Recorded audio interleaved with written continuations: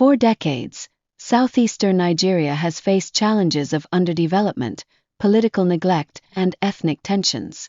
Could the Nigerian government's focus on Ekpa be overshadowing the real issues fueling this crisis? What do you think? Is Simon Ekpa a legitimate voice for a marginalized group or a provocateur inciting violence?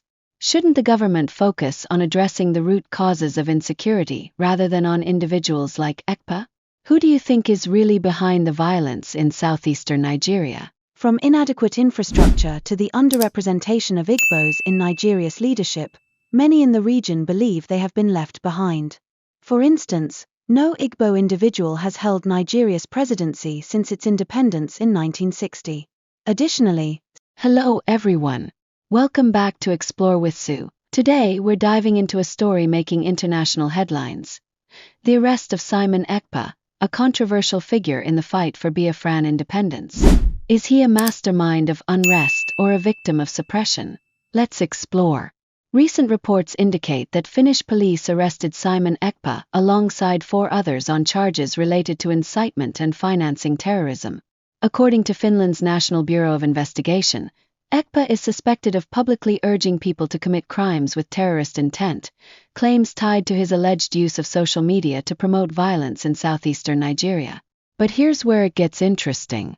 While authorities have raised serious accusations, Finnish police have stated that Simon Ekpa has no direct connections to any terrorist organizations.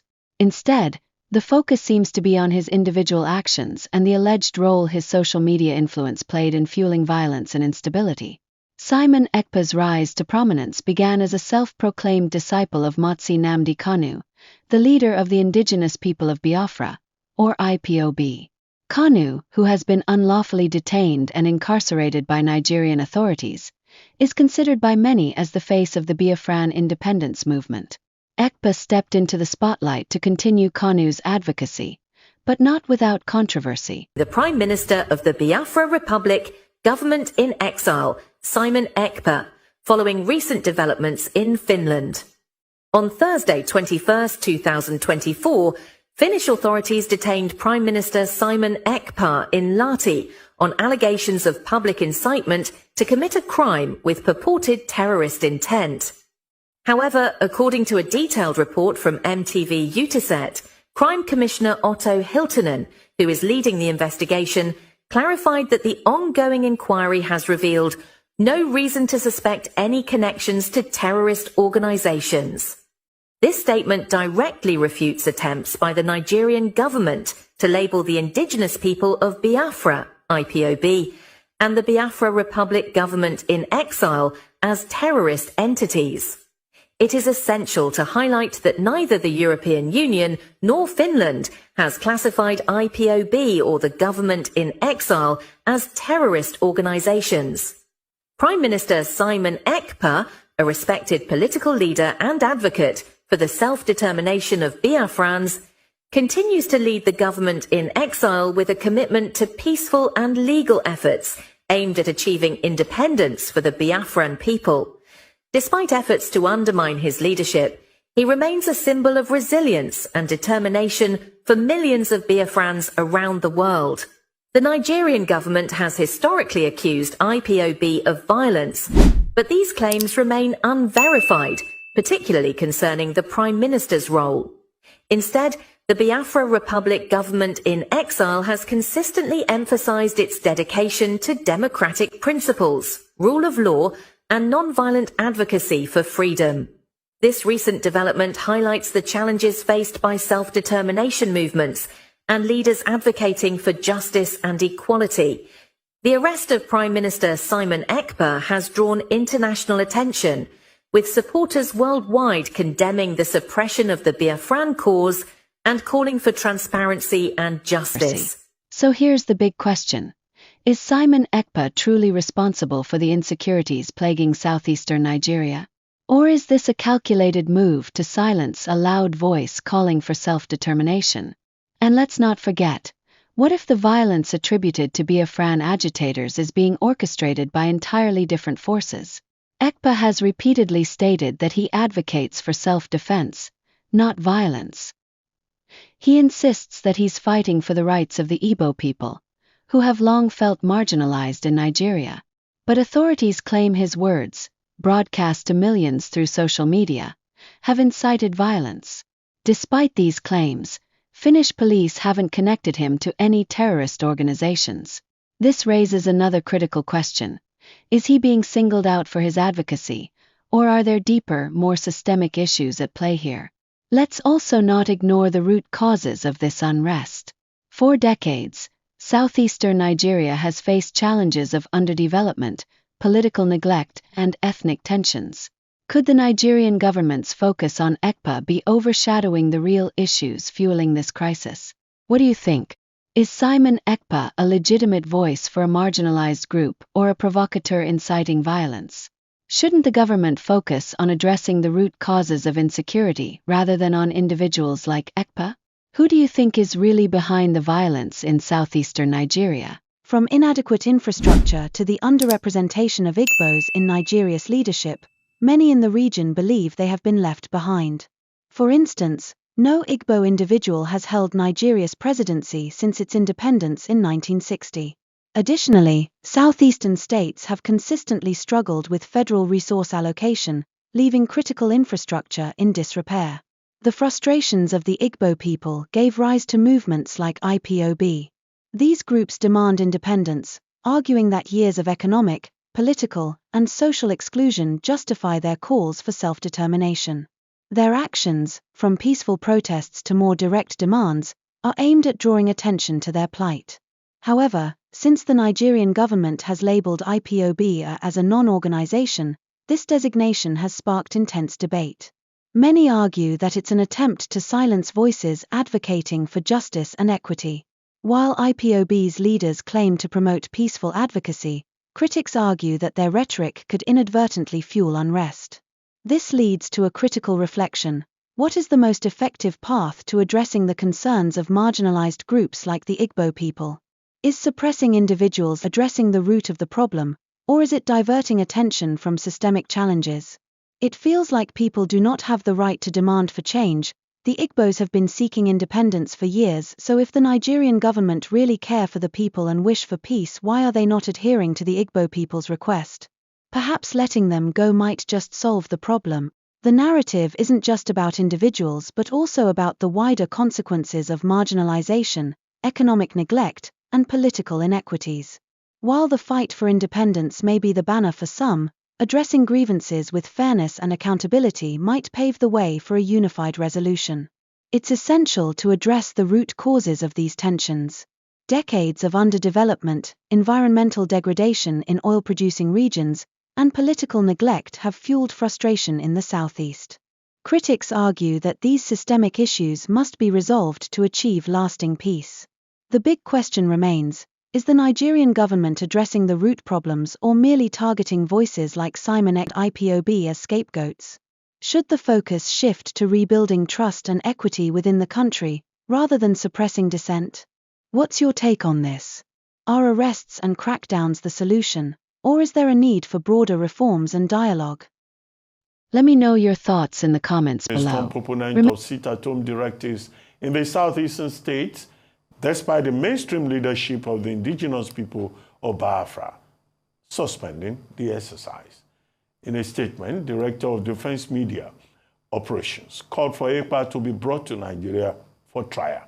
The Finnish Central Criminal Police confirmed the arrest in a statement on Thursday, noting that the other suspects were apprehended for allegedly financing terrorist activities. Joining us now as we look at possible extradition and other legal issues on the arrest is Vince Onyekwelu, a former British police officer and national security risk strategist. He's joined by Chukwuma Ezeala, a lawyer. Gentlemen, good morning and thank you very much for joining us. Well, just to set the ball rolling, I would like to ask both of you, what's your take in this matter? IPOB, speaking again and again through Emma Powerful, says IPOB is not part of a sit-at-home protest, that they are not part of it. Simon Ekpa, who is described as a factional leader of IPOB, in 2023 said Igbos should not go out to vote, that there should be no election in the Southeast. Nigeria, moved in then and said the Finnish government should help us out. Well, this time around, he's now been arrested, we're told, by the Finnish investigation department, in issues relating to terrorism and conspiracy and all of that. What do you think? Chief of Defense Staff wants him extradited to Nigeria so that Nigeria can insist properly on its own sovereignty and say nobody should stay outside and be throwing stones into Nigeria. Well, is he guilty as charged? Let's start with you, with us, Vince, here in the studio with us. And then we'll go to Abuja and talk to, the lawyer. Or am I mixing things up? Anyway, I am a lawyer. That's you are the lawyer. Yes, okay. So very good. Yes, thank you, Dr. Abati, for this wonderful opportunity, and to all of you here. Number one is, this is not a court of law to say whether Ekpa is guilty or not guilty. What he's being charged for is terrorism, or what he's arrested for is terrorism, this time international terrorism. And the question becomes, is it an issue in which he can be extradited to Nigeria? Nigeria has laid the complaint, terrorism for us all is an international crime.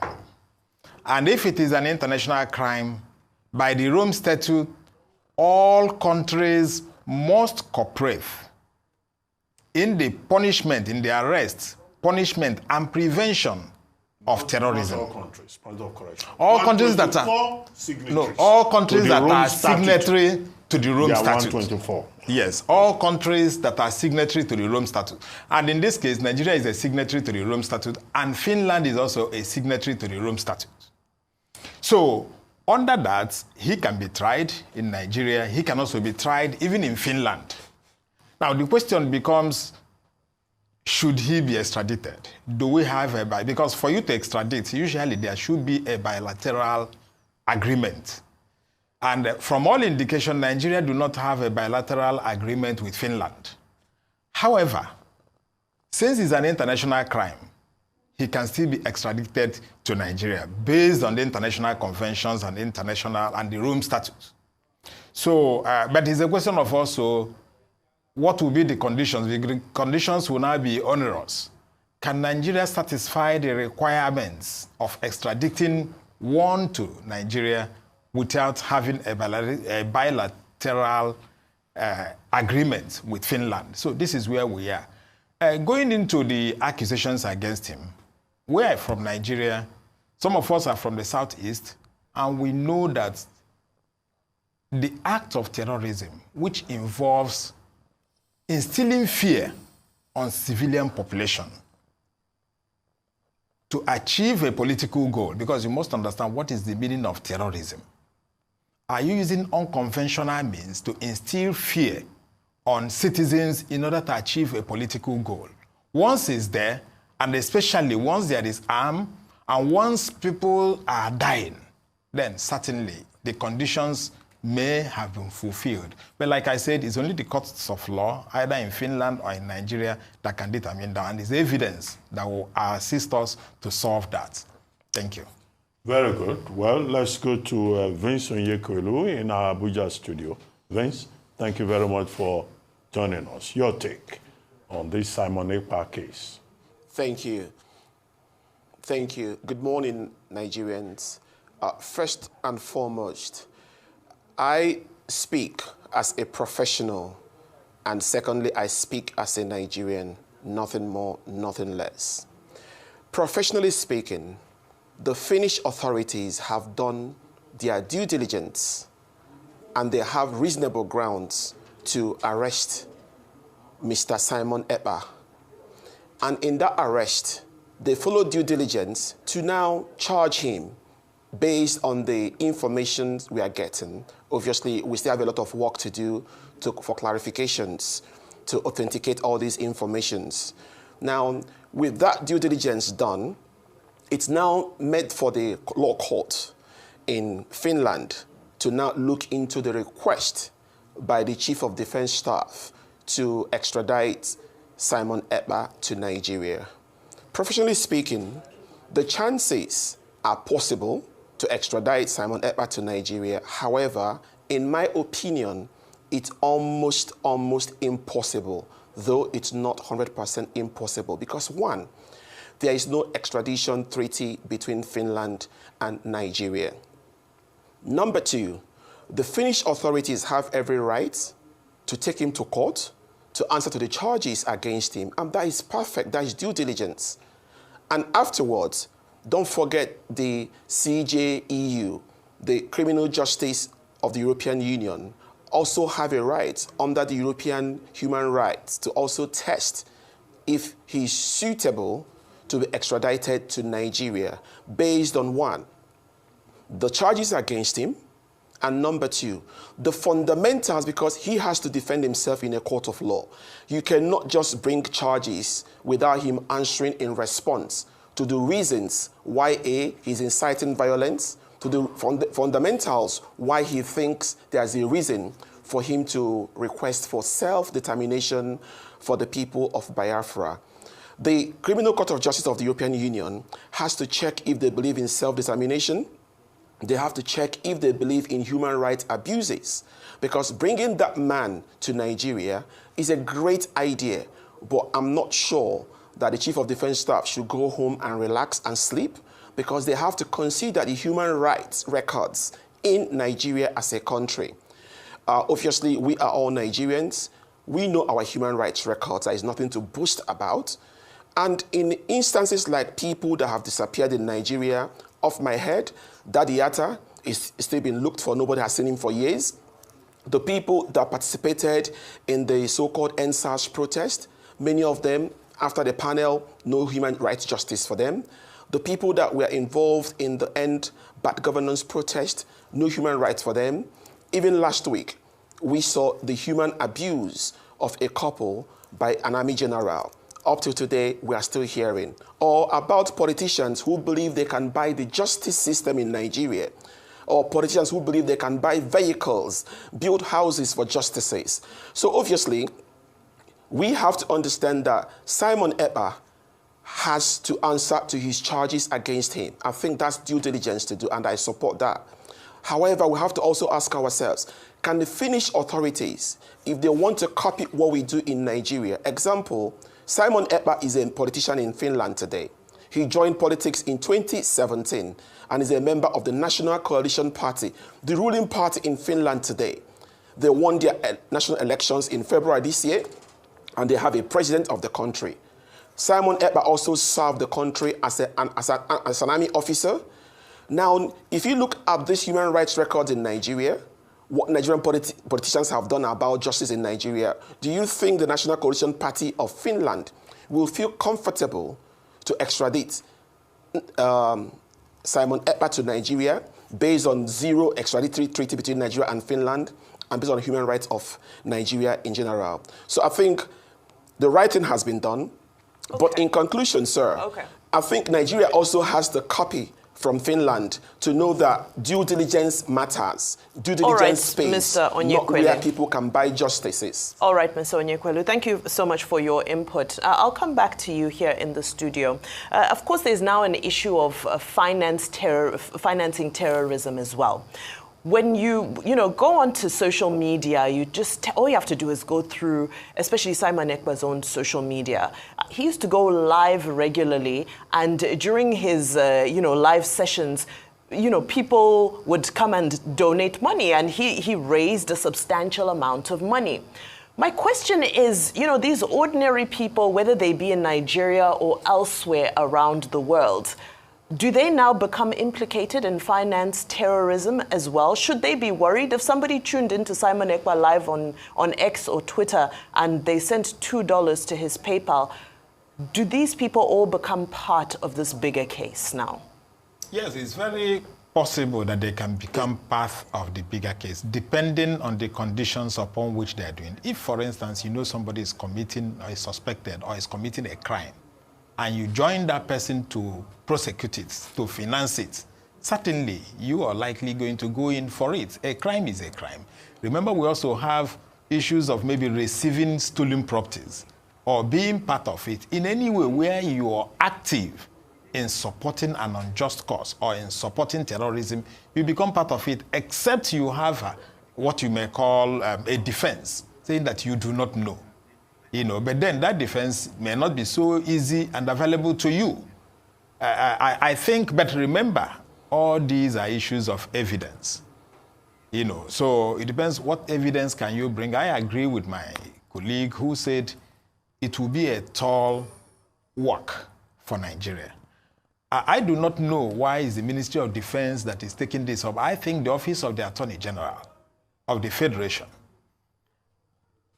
assembling good international lawyers who will understand the type of evidence.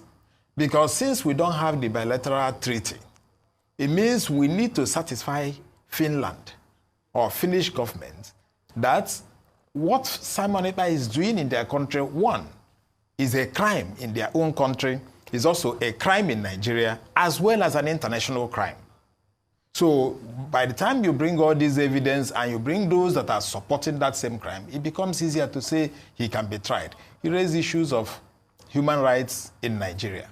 If Finnish government feels that Nigeria does not respect human rights, it may be difficult for Finnish government to also agree to extradite him to Nigeria. So these are very important. Okay, but there was a difficulty even the time Nnamdi Kanu was in the UK. You know, there had been a lot of calls by Nigeria as a government to extradite Nnamdi Kanu, but it didn't happen all through that period, except then the Kenyan situation happened and they went to pick him up. So that's one, just to be able to bolster the point you made. The second point I'm going to ask is, will these arrests bring peace in the Southeast? And this question is for both of you, because I am sick and tired of the insecurity and the killing, the loss of life and property, the loss of businesses. And I do not feel anybody, we all understand that there's been massive marginalization in this country, which we do not support in any way, shape, or form. And that's a clarion call on the politicians to fix that status quo. But that's not worth the lives of the people you claim you're fighting for being killed and their businesses being destroyed. Will this bring about peace? Unfortunately, this has taken some time. You know, when Nnamdi started, he had disciples. Also, this time around, Simon Ekpa has disciples. So it's a question of the government trying to identify the disciples in the Southeast. Because if you don't identify them and dislodge them, it may even get worse. But they've been trying to dislodge them all this while. It's never worked. It's never worked because the government doesn't seem to be very sincere and competently handling it. There's the issue of sincerity of purpose. There is also issue of competence in the handling of the matters. What we see in Nigeria is that security funds are usually siphoned. Intelligence reports are not usually, adhered to. So government must, at this stage, because the arrest of Simon Ekpa may relatively reduce the amount of money being spent in the funding of that aspect. Do you have empirical evidence that Simon Ekpa funds what is happening in the Southeast? I am not a security person. No, that's why I'm asking. You Yes. said may relatively reduce the funding of what is it. So it was based on what you said, and I'll ask you that Yes. question. That Yes. Do you have empirical, or is there any empirical evidence that the money he gets, he funds the people on ground in the Southeast? I'm going to come to you, a top police cop in the UK. Is this going to bring peace to the Southeast? Thank you so much for that question. Obviously, I'll pick up something, before I answer that question, I'll pick up something you said about the issue of marginalization in Nigeria. And I think, coming from a professional like you, I cherish that because that is the gospel truth. And if it's going to bring peace, the arrest of Simon Ekpa, honestly, what will bring more peace in the Southeast, and I say to you as a son of the soil, is the release of Mazi Nnamdi Kanu from incarceration That is what will bring peace in the southeast and most parts of Nigeria. You know why? Because the foundations on which Mazi Nnamdi Kanu was stolen, was illegally, extraordinarily rendited from Kenya to Nigeria, is illegal. And also the fact that certain competent courts of law have stated that Mazi Nnamdi Kanu is innocent and should be released also makes him a very sentimental and sensitive matter. So what will bring more peace to the southeast of Nigeria is the immediate release of Mazi Nnamdi Kanu, because he was picked up illegally.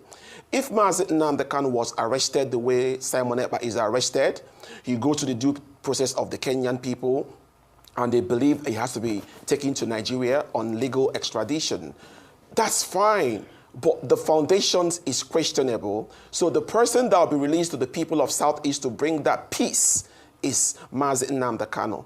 Coming to Simon Ekpa, I believe everybody has their days in court.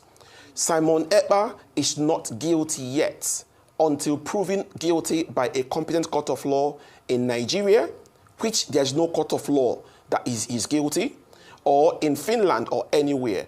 So I think, first of all, let him go through the process of legal jurisprudence. If he's found guilty, fine. If he's found innocent, release him also. That is what will make the people believe there is justice, not the idea of release somebody by a competent court of law, and by the doorstep of the courthouse, you see a security agency waiting to pick up the person again for reasons best known to them. And in conclusion, sir, the issue of self-determination is something that the European Union believes in.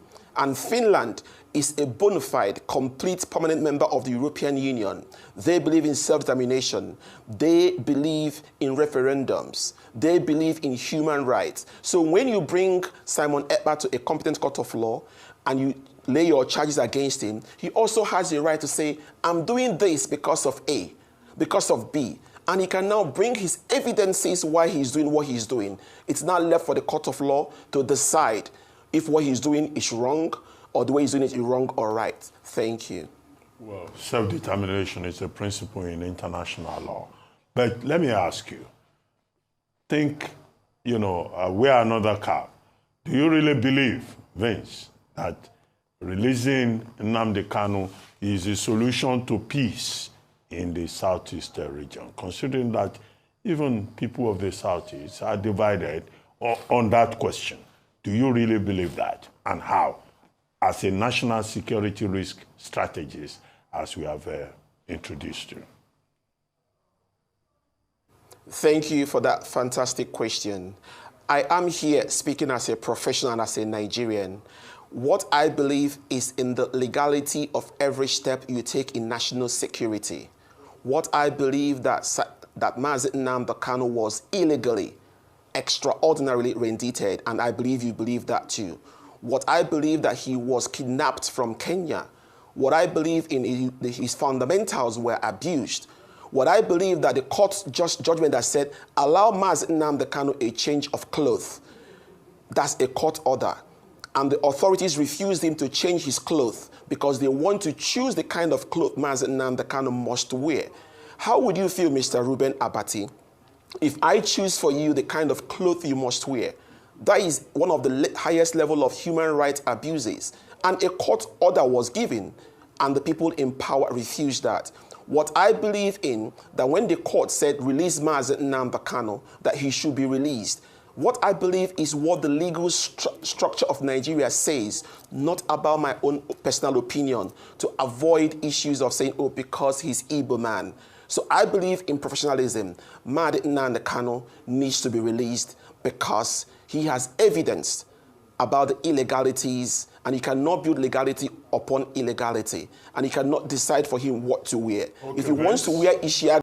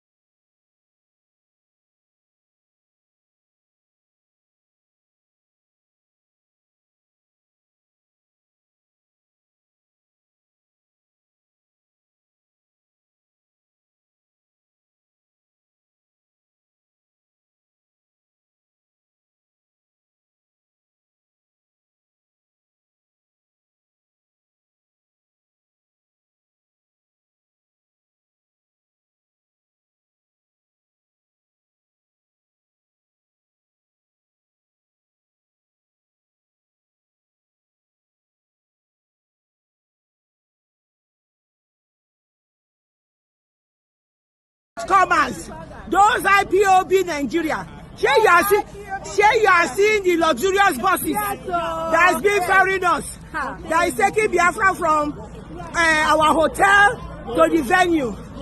Those of you that have come very late, you have decided to be on the wrong side of life. Yes. We are on the right side of life. Yes. And we have made history today. And what is the history? We have declared the restoration of Biafra. Now we are called the United States of Biafra. Hear this and hear it well. And this was done on the 29th of November 2024 in Lahti, Finland. Here you can see. And she was there. She was there. Look at it going. These are the buses. For those people who don't believe that they always say it's fake news. Fake news, fake news. Now the reality has done to you. We have ambushed you people. We now have declared. We've declared Biafra. We have declared Biafra. Biafra is here. United States of Biafra. This is the emerging nation that has joined Africa. Africa will not rest, cannot improve without Biafra. Yes. Now, they said in Biafra, Africa died. Biafra has risen and Africa has risen. So now Africa is going to rise. The beautiful nation of Biafra is here. Lovers of freedom, countries of the world that hate injustice, that hate death, that hate the corruption of the African continent, that Africa has been suppressed over these years. Come and join us. Let's make Africa relevant. Let's make Africa survive this corruption with their leaders that are puppets of the West. The corrupt leaders in Africa has disappointed Africa. Please join us and make Biafra the nation and the destination for progress in Africa. Welcome Biafra on this lovely day, 29th November 2024. Biafra, here we are. It's Biafra and Biafra. Hello my besties, welcome to this channel. It's your girl Suzzy here. If you are not subscribed yet, please do well to subscribe, support this channel, like this video, comment and share. Thank you. Hello my besties, welcome to this channel. It's your girl Suzzy here. If you are not subscribed yet, please do well to subscribe, support this channel, like this video, comment and share. Thank you. And believe me, you, at the end of this convention, we are going to get that which we have come here for.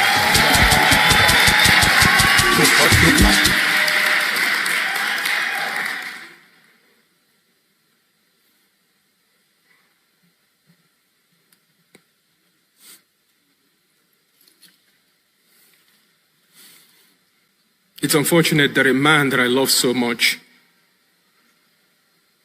is not able to join us here today.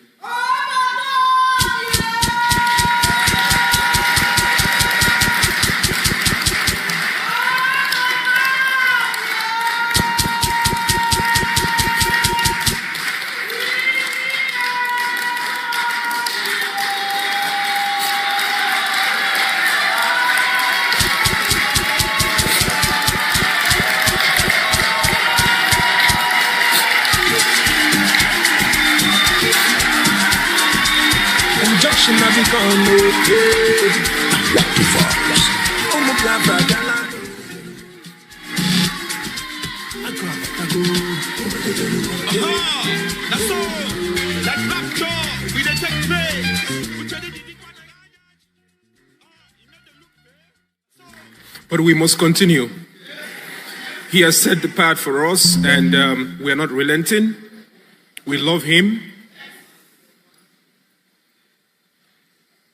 Thank you once again for being here today.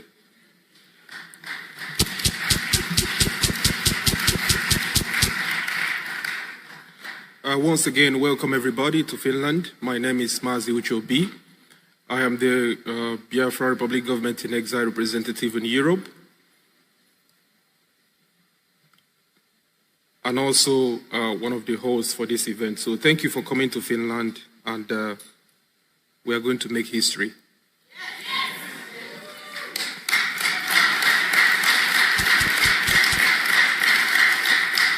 Please join me to welcome the President of the Eritrean Council, Mr. Gebre Bauduri. Welcome, sir.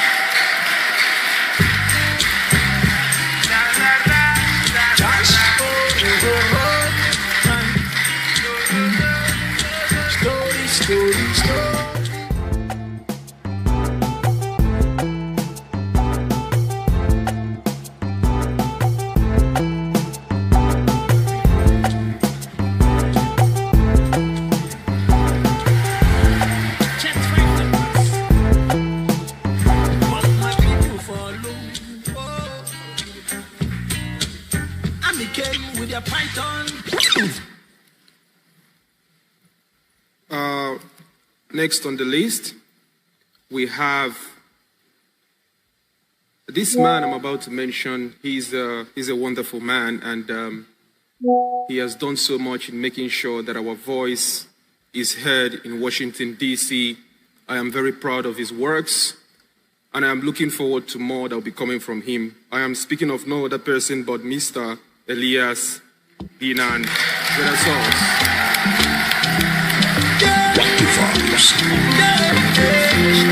No, I just can't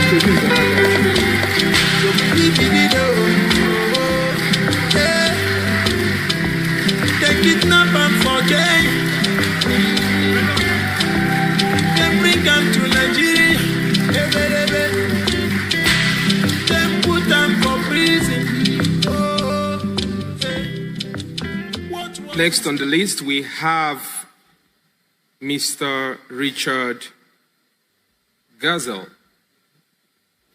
Mr. Richard Gazelle, are you here? Perhaps he hasn't joined us yet. So the next on the list, we have Shay Gavi. Shay Kavi. Tomorrow. Okay. Thank you.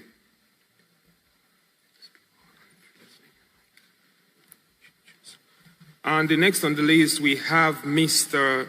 Chin Chen Seong.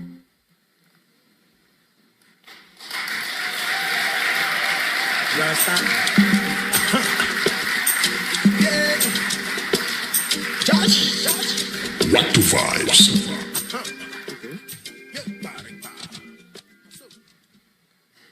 Next on the list, we have Mr. Joseph Wong. Are you here? Mr. Joseph Wong.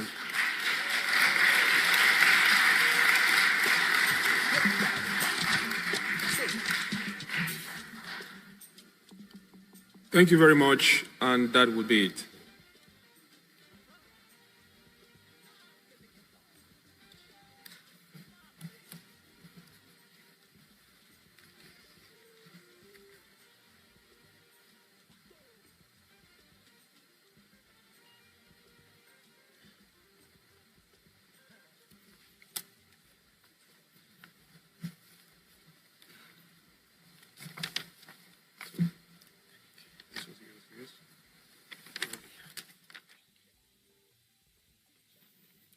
Thank you very much, Honorable Uche Obi. Now we call on the Chief of Staff of Biafra Republic Government in Exile to welcome Briggy officials.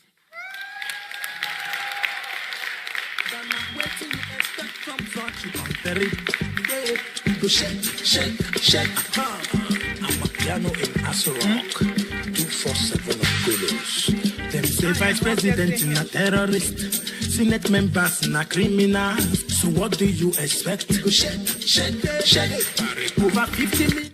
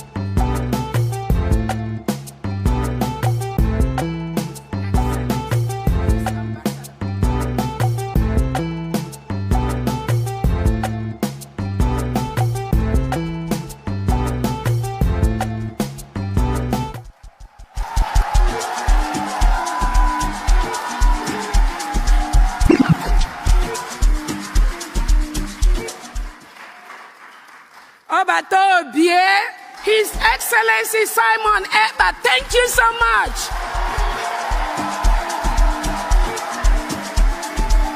Injunction of the gun.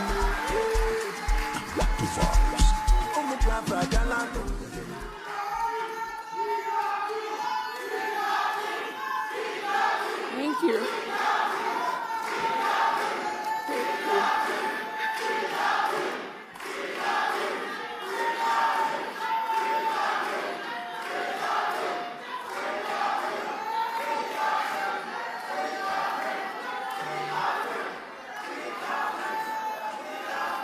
Thank you. Thank you so much. Thank you so much. Thank you so much. I know you all hold him so dear. And for Finland to do what they did to us today, we will never forget.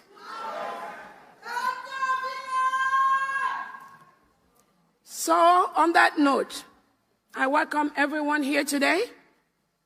I welcome all the Brigade Cabinet members. I welcome all the liaison officers, the reps.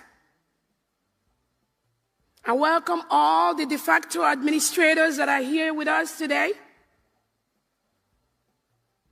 I welcome all the help, all the international lawyers that are here today. We thank you. We thank you so much. Asinam belede nyidike manam belede keji amadike.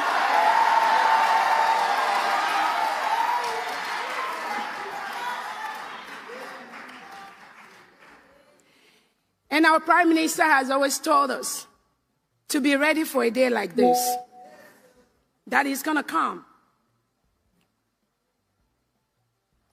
We thank all our foot soldiers in our Biafra territory, protecting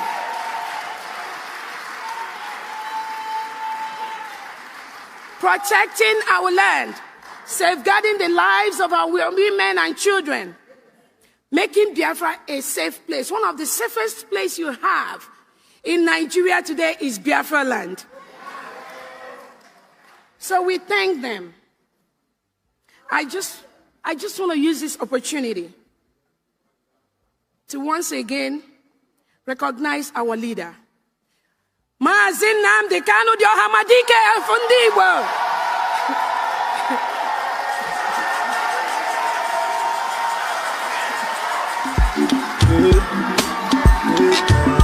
Rock the vibes. Just struggle autopilot until Nnamdi come out. Simon not the pilot. Go to hell, tell Elisa we know before. Charlie for call.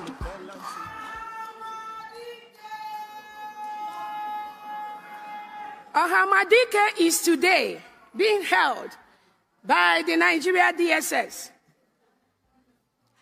And they think that if they take away Ọhamadike, there will be nothing like Biafra, right?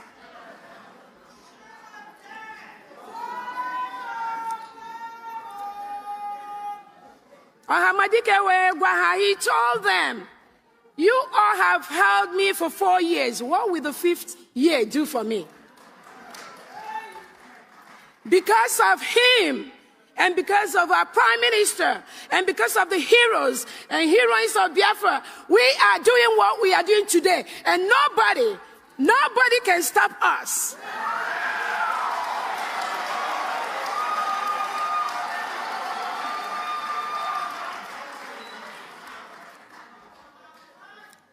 On that note, I just want to welcome everyone here.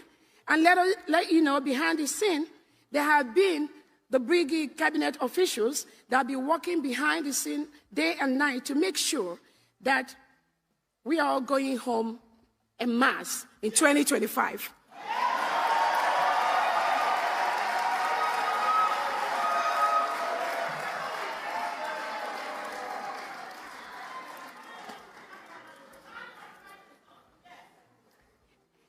All Biafrans have traveled from all over the world. Every part of the world. You will see one Biafra here that's come from that part of the world. And we thank you so much. And on this note, if everyone except the media could sit, and I would love all the Brigade cabinet officials to please stand up wherever you are sitting. Please. Please.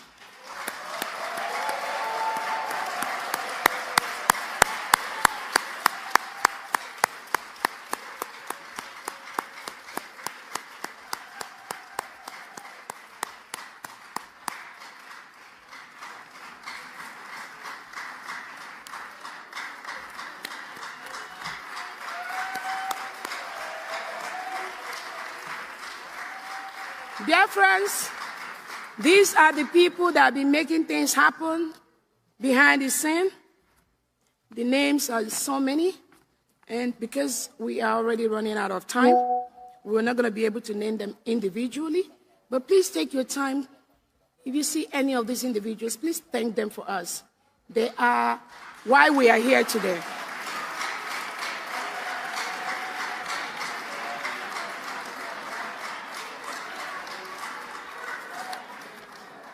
I want to also use this opportunity to let us all know there'll be few slight changes in our schedule today from the agenda we have, and we would like everyone to really work with us based on existing information we have. And on that note, I thank you all so much. Welcome, dear friends, to Finland. Thank you.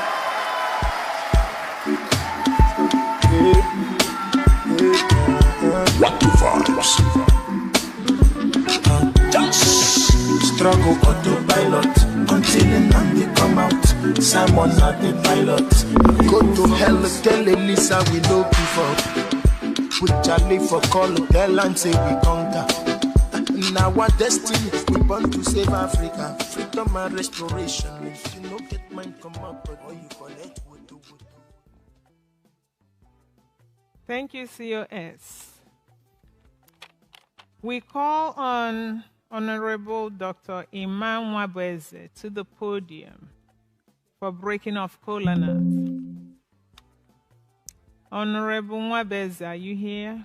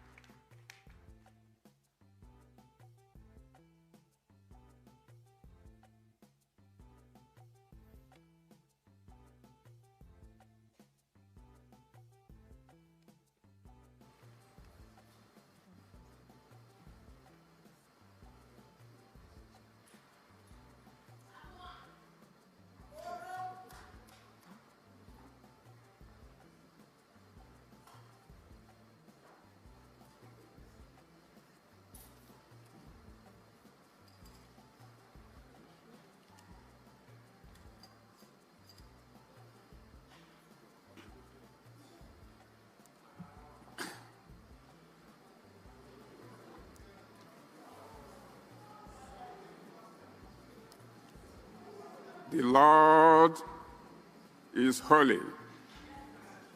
The Lord is good. The Lord is one. Praise be the name of the Lord. Because he has visited us, Biafra, and redeemed us, Biafra. I've been timed.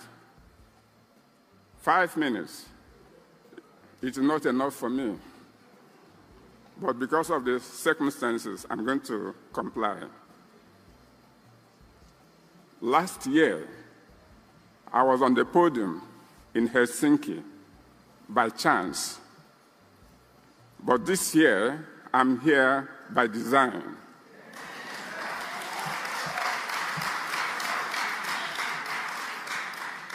I'm going to say, if chance shall make me king, chance shall crown me without a star. And that is Shakespeare Macbeth. Ndibanye, I'm going to speak in English, in Pidgin, and in Igbo.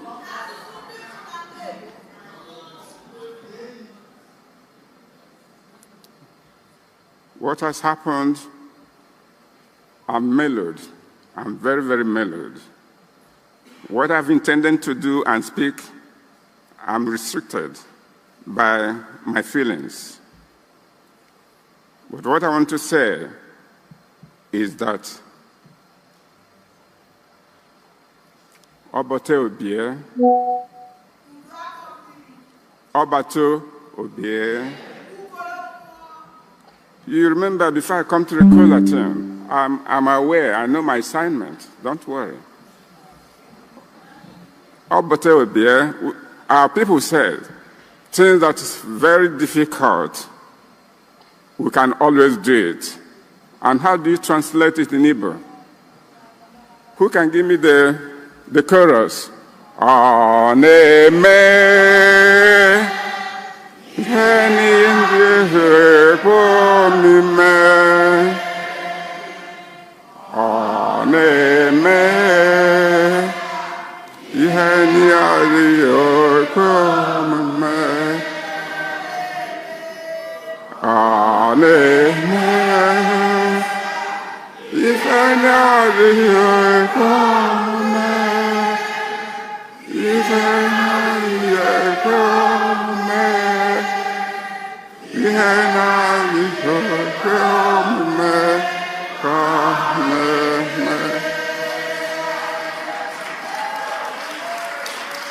They say, who no go no.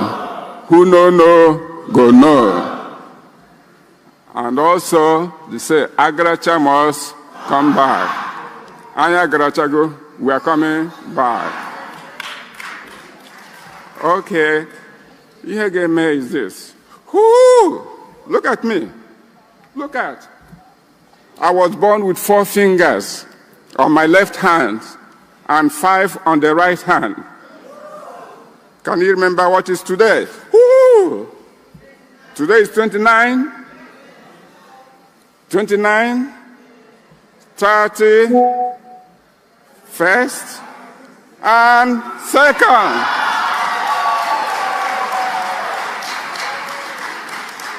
And what would they say on that day the ego has landed? I'll take up the collar. Let me, oh, my figure has come back. Oh.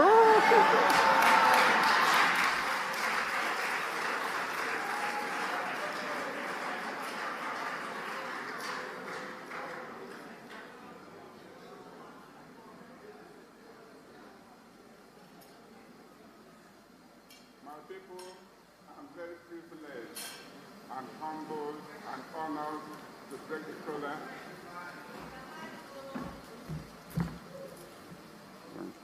I say that I'm very privileged, honored, and humbled to break this collar.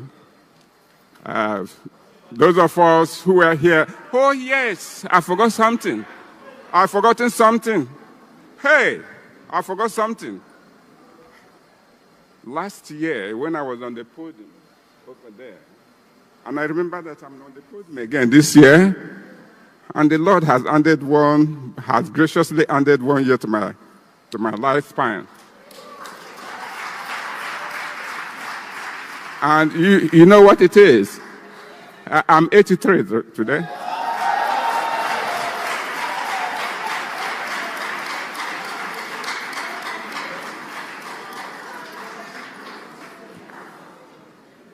It appears, thank you. It appears that the clock is going backwards. So it's giving me time. It's going backwards. It's not going forwards. Anyway, what is it? We break the collar in the ancient name. Ancient name. Look, as I said, what I plan to talk about, you must remember the chronology age of the antiquity. Then we come down to the chronology era of the ancient. Although she says every time, we're now in a different era. And I'm going to break this collar out speaking the language of the ancient. And that is what Igbo. That is what Igbo. Remember, you have to remember that Igbo language, Igbo, is an adulterated name called Hebrew. Hebrew. They called it Igbo. Okay? And now the 40 states of United States of Biafra. I made a statement last year that we're all Igbos. But because the language has been bastardized, they will have different dialects, but we're the same people. So when I speak Igbo, please, I crave your indulgence and understanding. Thank you. I'm speaking in Igbo now. Ndị be anyị sị na onye wetara ọjị wetara ndụ. Onye wetara ọjị wetara ndụ. Onye debere anyị ebe a, ọ Chukwu Abịama, Chukwu Okike Abịama, ọ ya debere anyị ebe a. Ihe anyị na-eme niile si n'aka. Ihe anyị na-eme si n'aka Chukwu.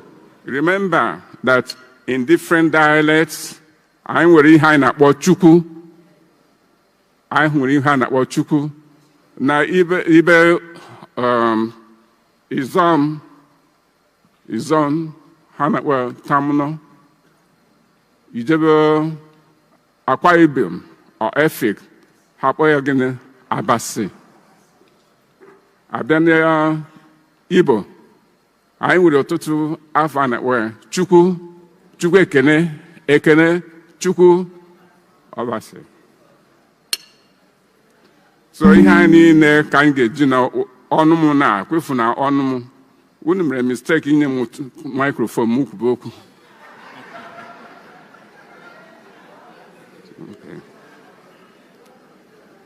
Ihe ga-eme na ọsọ.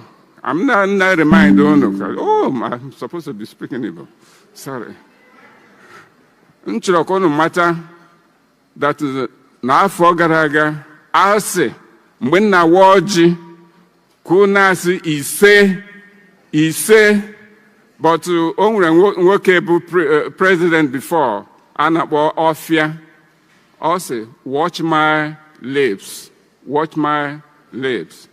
So nna aga ọjị na-ekwu na incantations.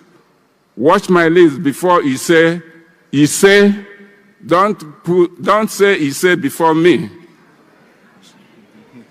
Because last year, ndị man they say he say, and I couldn't get what I was saying. Hi.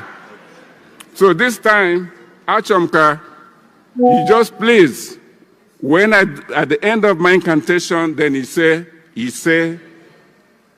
ebidogo m ọzọ.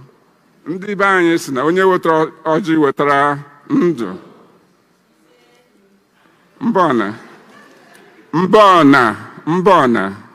Mbona say thank you, okay? Mbona. Onye wetara ọjị wetara ndụ. Ife niile si n'aka Chukwu.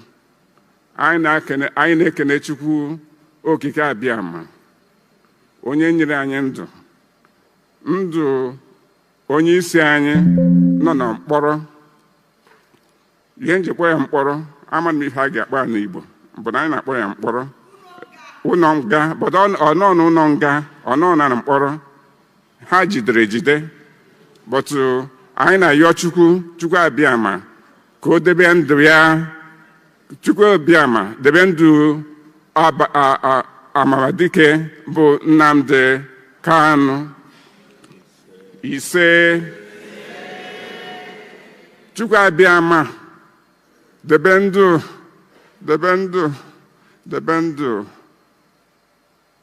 ọgbata obi. Chukwu Abịama debe ndụ ọgbata obi. Se.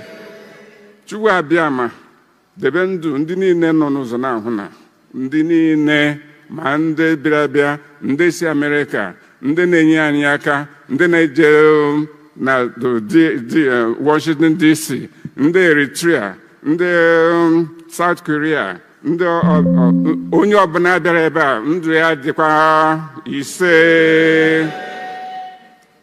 Anyị bịara ebe a, biko ndụ our chief of staff, because all your second in command, chief of staff bụ second in command. Ọbata obie emego ya ka ihe niile na anyị na-eme ka o si na-aga n'udo, na-aga n'udo, na-aga n'udo. So ndị a na-akpọ ndị zoo, o nwere ndị a na-akpọ ndị zoo. Ka m gwa unu, ha nwere enwe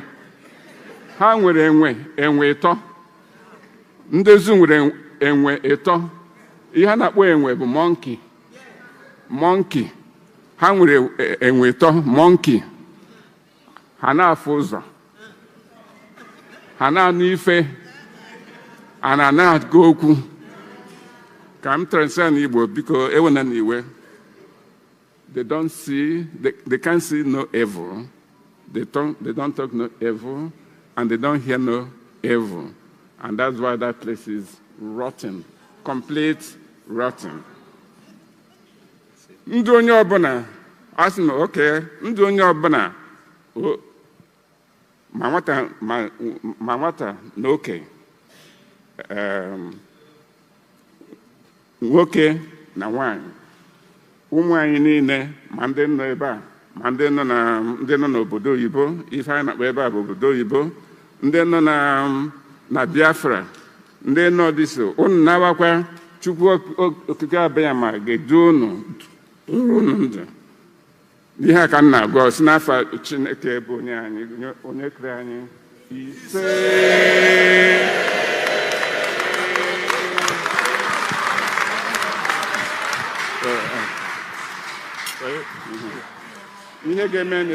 Ihe ga-eme bụ m were otu ọjị, ewerekwa otu ọjị ga-enye chief of staff.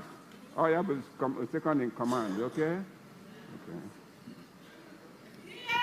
So, I got how wire. You just say, so I got we're going to chief of staff. Okay. So what happens? Okay, remain here. Okay, remain. But one on our big way, so it has to go. All of these will go. Get to move this.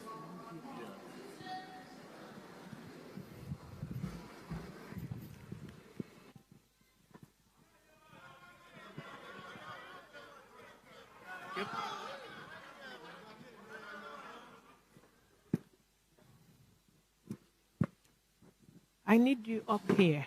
I need you up here to open those files. I don't know which one it is. The one that comes next.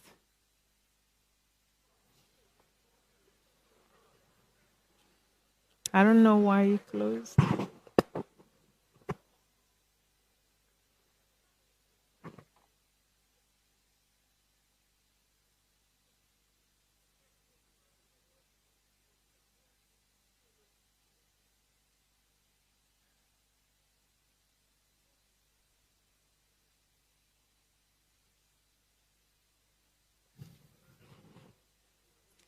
Ladies and gentlemen, while we are sharing and enjoying the kola nut, we need to hear the DRIBC welcome address.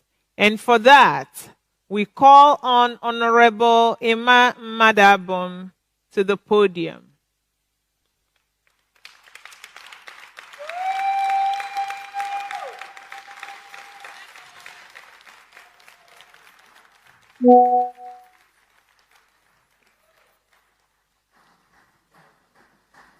Welcome, sir.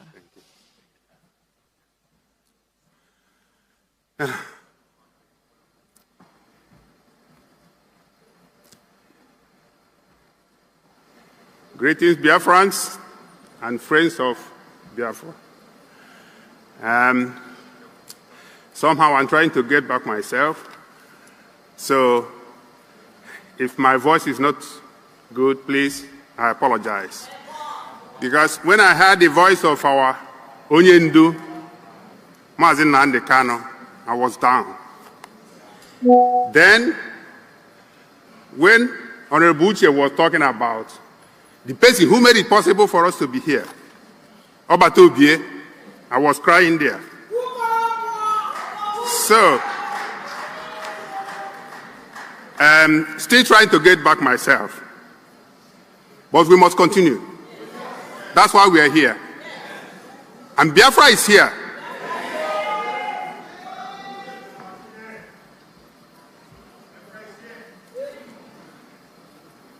Ladies and gentlemen, it is my pleasure to welcome everyone to this beautiful venue in Lati. My name is Emmanuel Maduabom.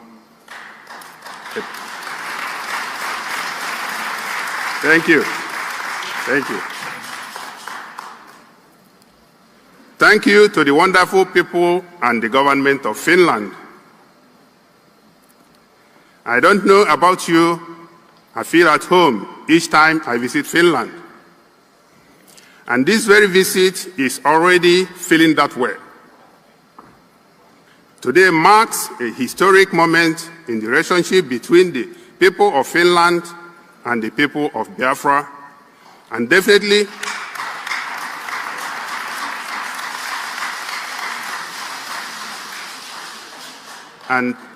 lays a solid foundation for a series of events that will bring succor and progress to the lives of millions of Biafrans.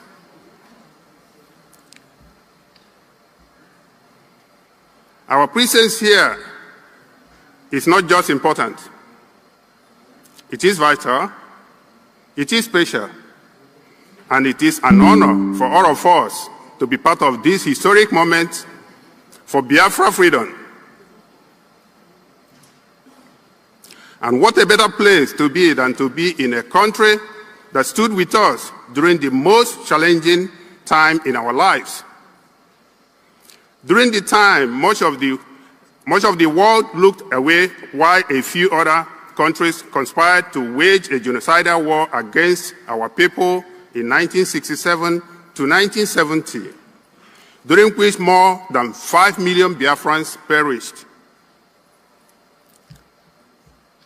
Although the outside world may think that the war ended in 1970, unknown to them, what caused the war, the 1967 war, still in effect today, and in the recent few years has taken a new level of urgency, a new level of existential threat, and a new level of challenge to our consciousness and compassion for humanity.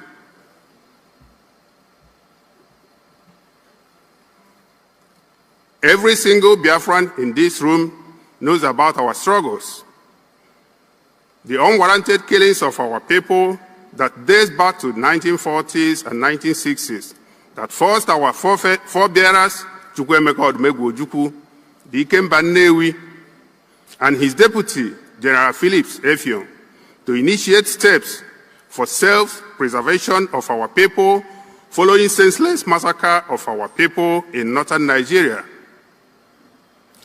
The recent and ongoing invasion of Nigeria by Fulanis and jihadists from other countries and associated slaughter of indigenous people and apparent inability of Nigerian government to do anything about it have created a new kind of existential threat that we must all work together to confront.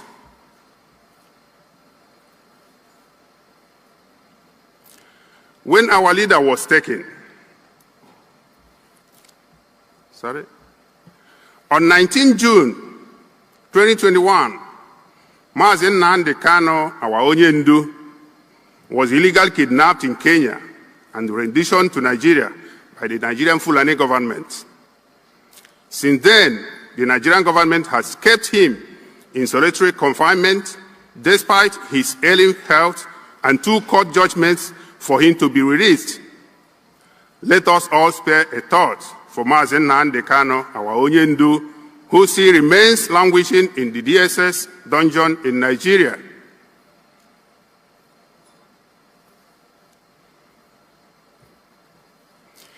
When our leader, Onyendu Mazin Nnamdi Kanu, was taken, millions of Biafrans were hopeless and without direction. It was chaotic. We were at our lowest moment and in despair. One man stepped up. One man restored our hope. One man tried to build Biafra. That man is our Prime Minister, Maazị Ekpa, Simon Njoko, the Obatobie, the finisher.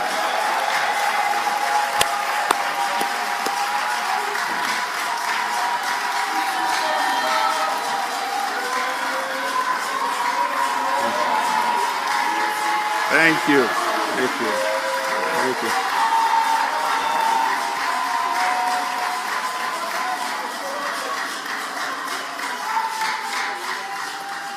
Thank you. Thank you. Our Prime Minister, Obatobie, he refused to give up on this cause, and today we are here to make our freedom a reality.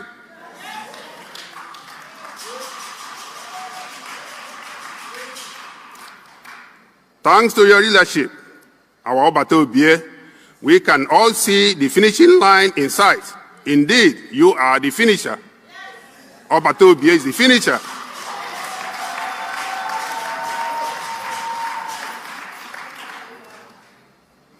We stand here in the peaceful nation of Finland. How many of you know they had to fight their own wars to freedom? I live in another country famous for being peaceful, Switzerland.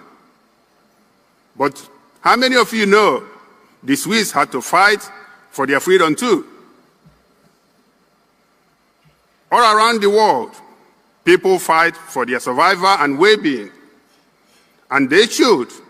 We Biafrans must also fight for our own freedom. Our leader Mazin Nnamdi Kanu Onyendu famously said, "We have crossed the Rubicon, and that's why we are here." So it is time for all of us to step up, all of us to have hope, and all of us to build Biafra. Thank you very much, Biafrans, and the friends of Biafra. Thank you very much.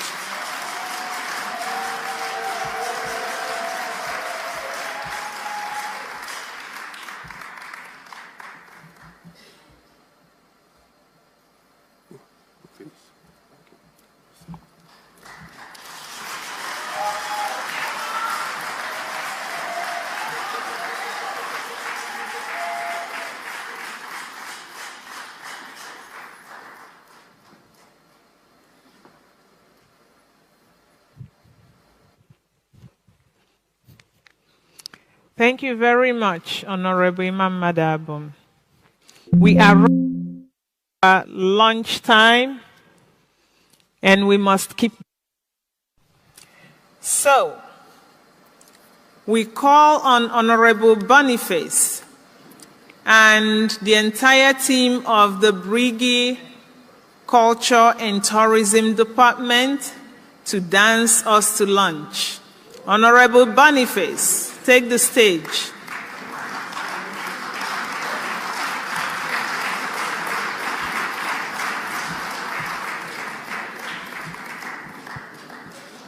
Almost hell, Biafra. Biafra, I help thee. Yes, sir. Our journey to freedom, to independence is here. I know we all are happy. That is why the Culture and Tourism Department, they are here to add flavor to our happiness. I wish to appreciate everybody seated down here, starting from Onyendu to all of us, our Prime Minister and all the cabinet members, all the Brigade cabinet members seated here, and all officials. I appreciate you all. In a special way, I want to appreciate every member of Culture and Tourism Department, especially our leader, Honorable Bishop Dr. Comfort, for her doggedness and every good work she has been doing for the cultural group. I appreciate all the leaders of that culture and tourism group I appreciate all of you, and I appreciate all the members for all the trainings, for all the rehearsals, for every time you dedicated to make sure that today is a reality. This is a tip of the iceberg. After the welcome song, there are other programs that the department will present to continue to entertain us. So I would like us to sit tight, relax, and watch us as they render the welcome song. Ndewono. Airborne.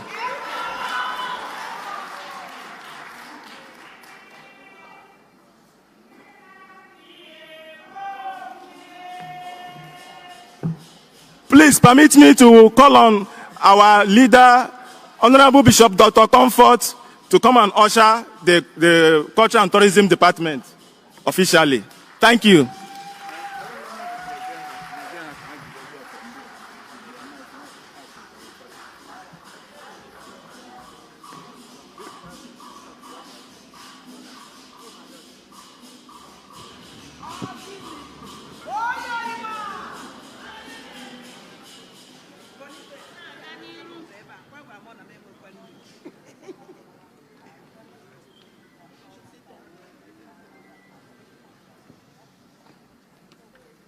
I thank every one of you for being patient.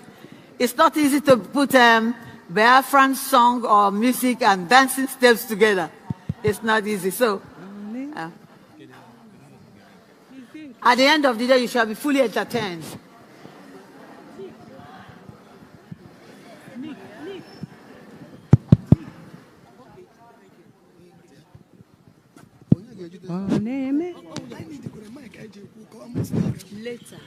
Oneme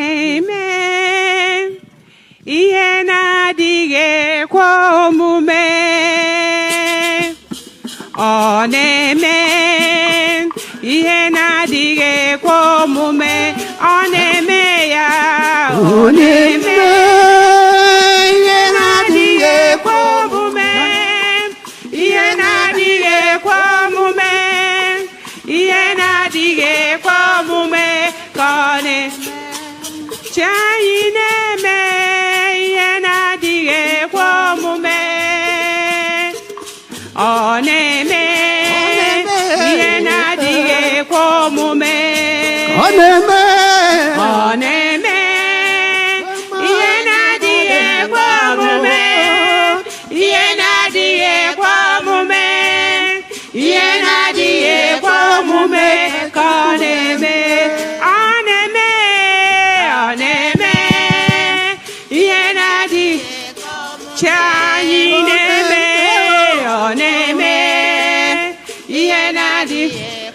onye ike na-eme ya ọ na-eme ihe na-adịghị ekwe omume ihe na-adịghị ekwe omume ihe na-adịghị ekwe omume ka ọ na-eme ihe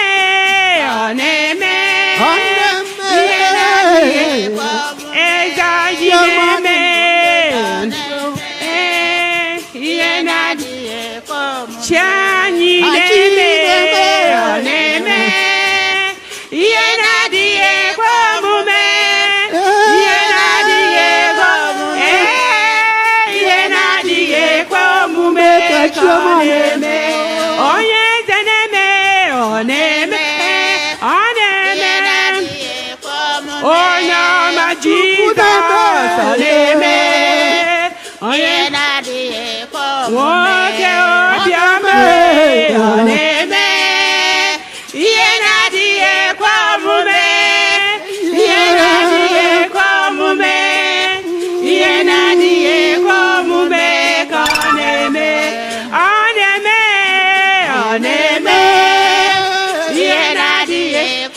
eze anyị na-eme ihe na-adịghị ekwe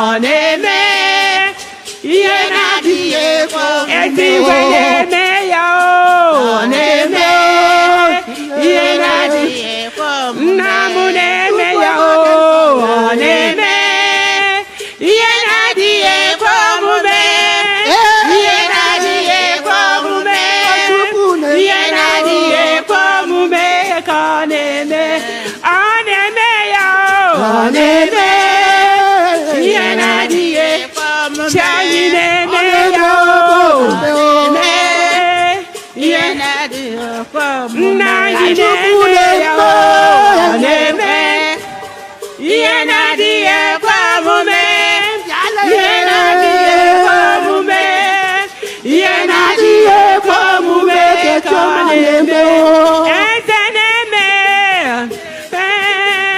yenadie papa yineme yo oneme yenadie onyukuneme yo oneme yenadie komume yenadie komume yenadie komume kaneme oneme yo oneme yenadie ekanyineme o oneme yenadie onyokike oneme yenadie komume yenadie komume yenadie komume kaneme chanyineme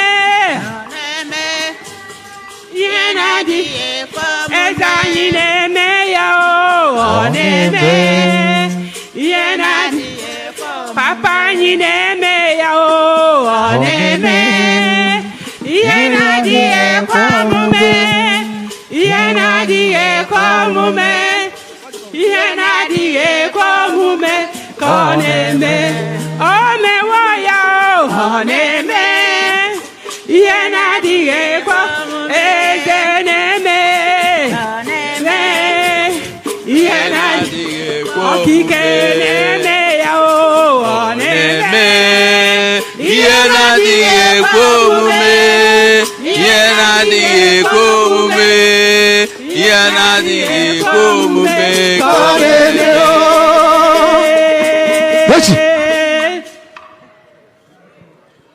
the zoo must fall. We move.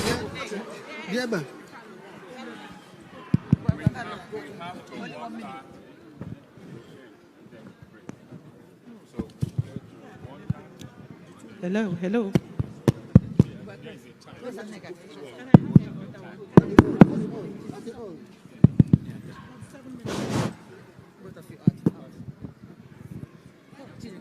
Hello. All hail! All hail! We move. Onabiala, onabiala, onabiala, onabiala, onabiala, onabiala, onabiala, onabiala. Ndina nandine ayinasolo onabiala. Ndị ọchịchị Biafra ekele o onabiala. Ya na ụmụ okorobịa ayinasolo onabiala. Odogwu nwoke Simon Ekpa ụmụọma anyị ihe na-aghọghị. Onye ndị maazị Nnamdi Kanu ọramadike darụrị nne ọrọbịara ije n'obodo Finland dị na Solo unu abịala. Nne nna na ndị nne anyị na Solo unu abịala. Ndị ọchịchị Biafra ekene unu abịala. Ụmụ okorobịa na ụmụ agbọghọbịa anyị na Solo unu abịala. Odogwu nwoke Simon Ekpa ụmụọma anyị imeela ya. Onye Nnamdi Kanu ọramadike darụrị nne ọrọbịara ije n'obodo Finland anyị na Solo unu abịala.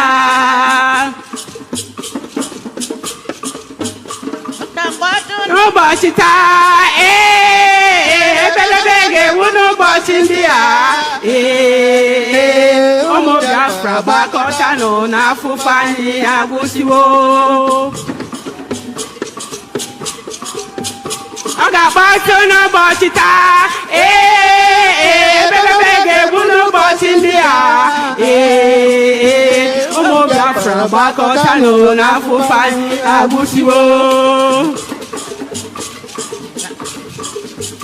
ọ ga-akpọtụ n'ụbọchị taa ebelebe ga-egbu n'ụbọchị ndị a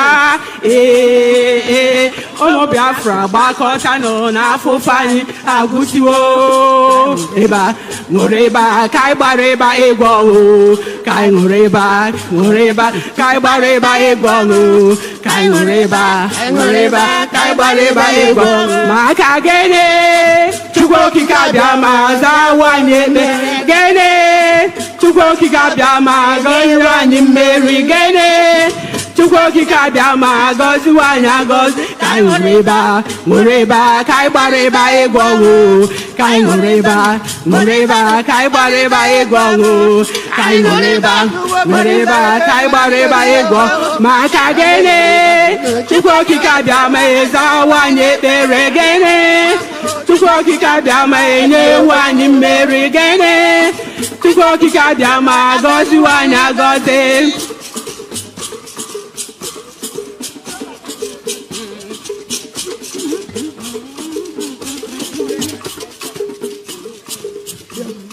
Emene Biafra n'ụla Finland kpọmichanụ kpọmakareno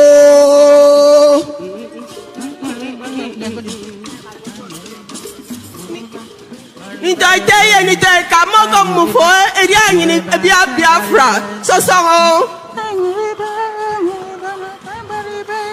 If you have to do some wabokia wakibaga gogo if you go to Mikodo ne esa you go to Mikodo ne afema you go to Mikodo ne ide wayabokia wakibaga gogo ruta Biafra orene ogogogo maami o Biafra kwaito enu Biafra kwaito enu Biafra biala anya biala anya wego mmeri Chukwu okike abịa masaka anya ekpere ekpere ndị ndụ ekpere Chineke ekpere Biafra ekpere Maazị Nnamdi Kanu ekpere Maazị Simon Ekpa ekpere Ojukwu ekpere Lefion Chukwu okike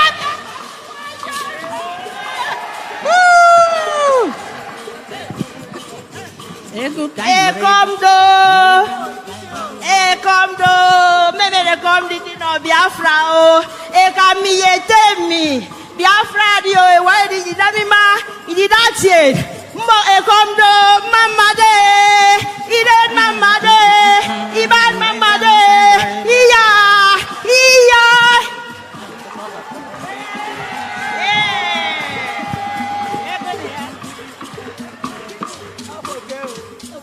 Anya Owa, my people. Idoma say, Anya Owa, my people. Alukwaye. Uraba isa kamili wado. Biafra mili wado. Finland mili wado.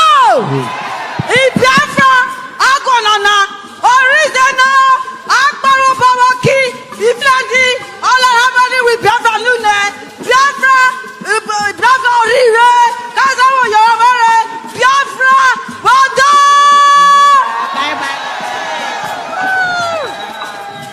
We welcome all you Biafrans and all the great friends of Biafra gathered today in this great occasion. You are welcome. Kaboom, kaboom, airborne. We move.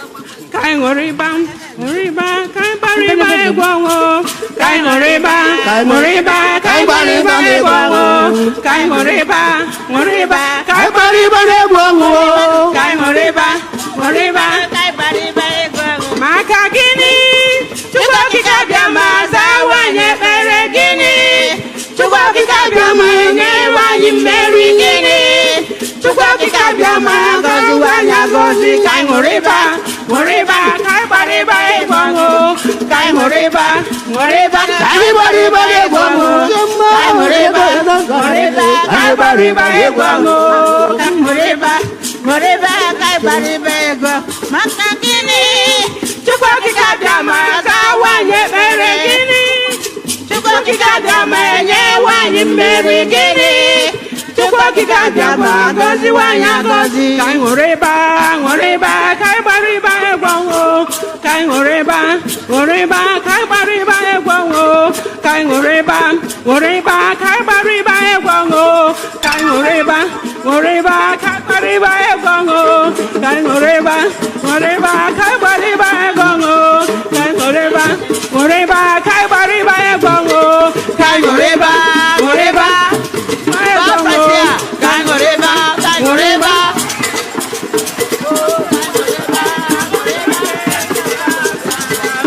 Ebeika onotebia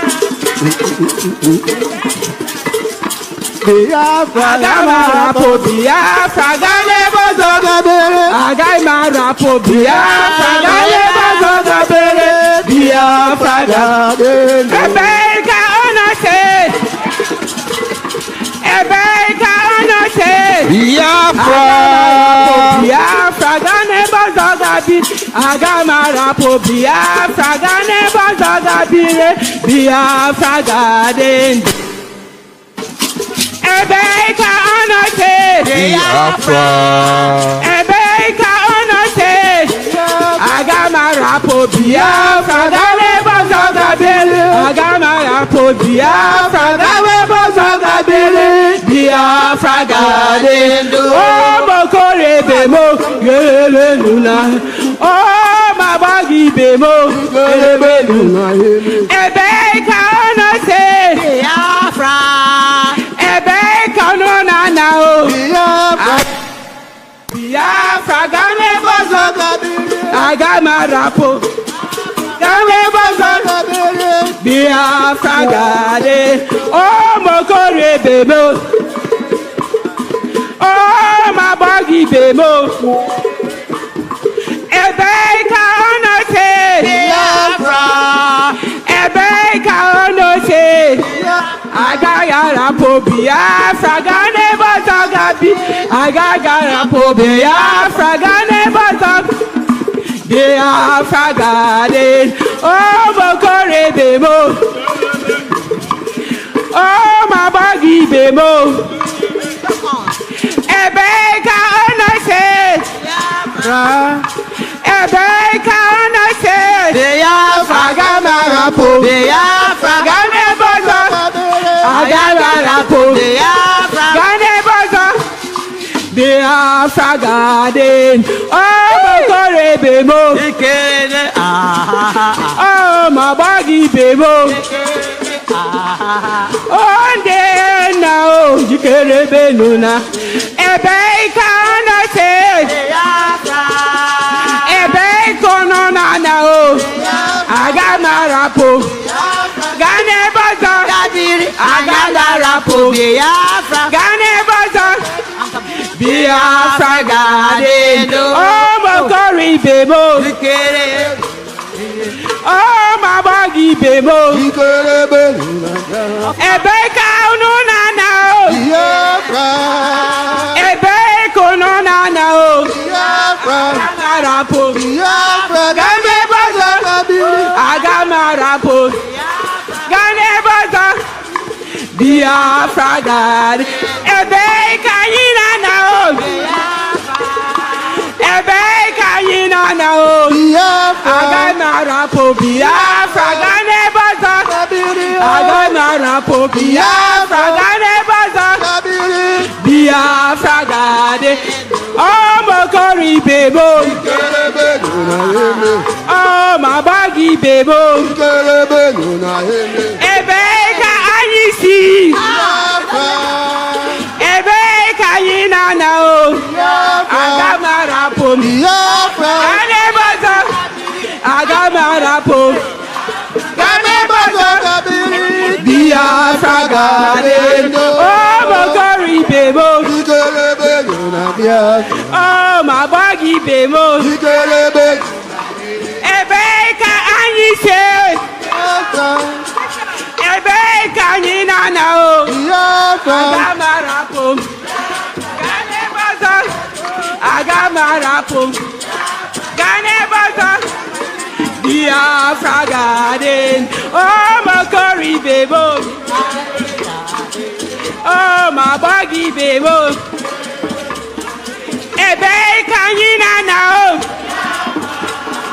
Ebe ka anyị se. Agamarapo. Gane baza. Agamarapo. Gane baza. Biafra garden. Oh, Makori bebo. Oh, my baggy bebo.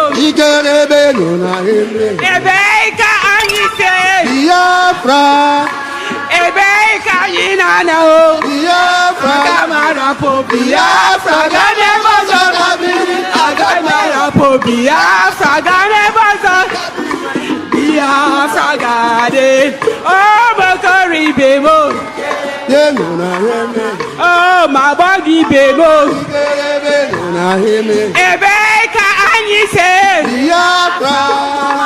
Ebe ka anyị na o. Agamarapo. Oh, gane bazo. Agamarapo. Oh, gane bazo. Biafra garden. Oh, Makori bebo. Oh, my buggy bebo. Ebe ka anyị se. Ebe ka anyị na o. Agamarapo. Biafra gane bazo. Agamarapo. Biafra gane bazo. Biafra garden. Oh, Makori bebo. Oh, my buggy bebo. Ebe ka anyị se. Ebe ka anyị se. Agamarapo. Gane bazo. Agamarapo. Biafra gane bazo. Biafra garden do.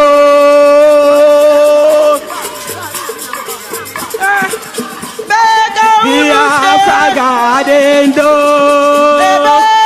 Ebe ka ono se.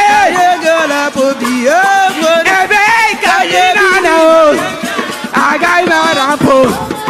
Gane baza. Agamarapo. Gane baza. Biafra garden do. Biafra garden do.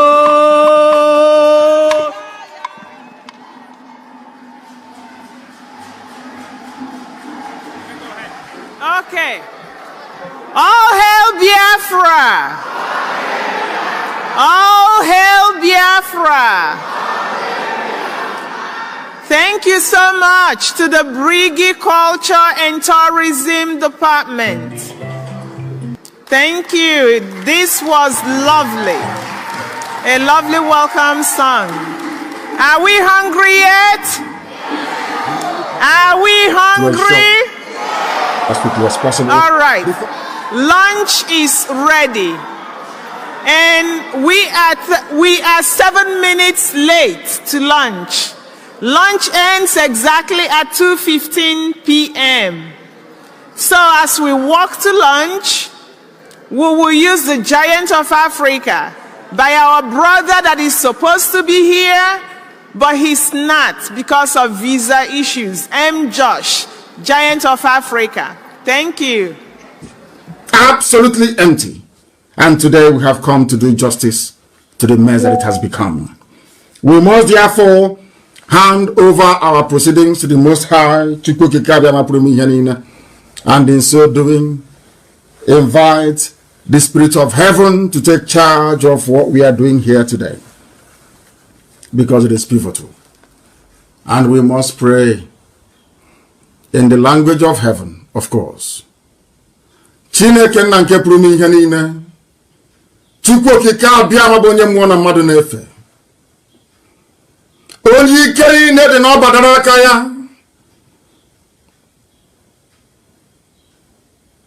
Onye mmụọ na mmadụ na-efe.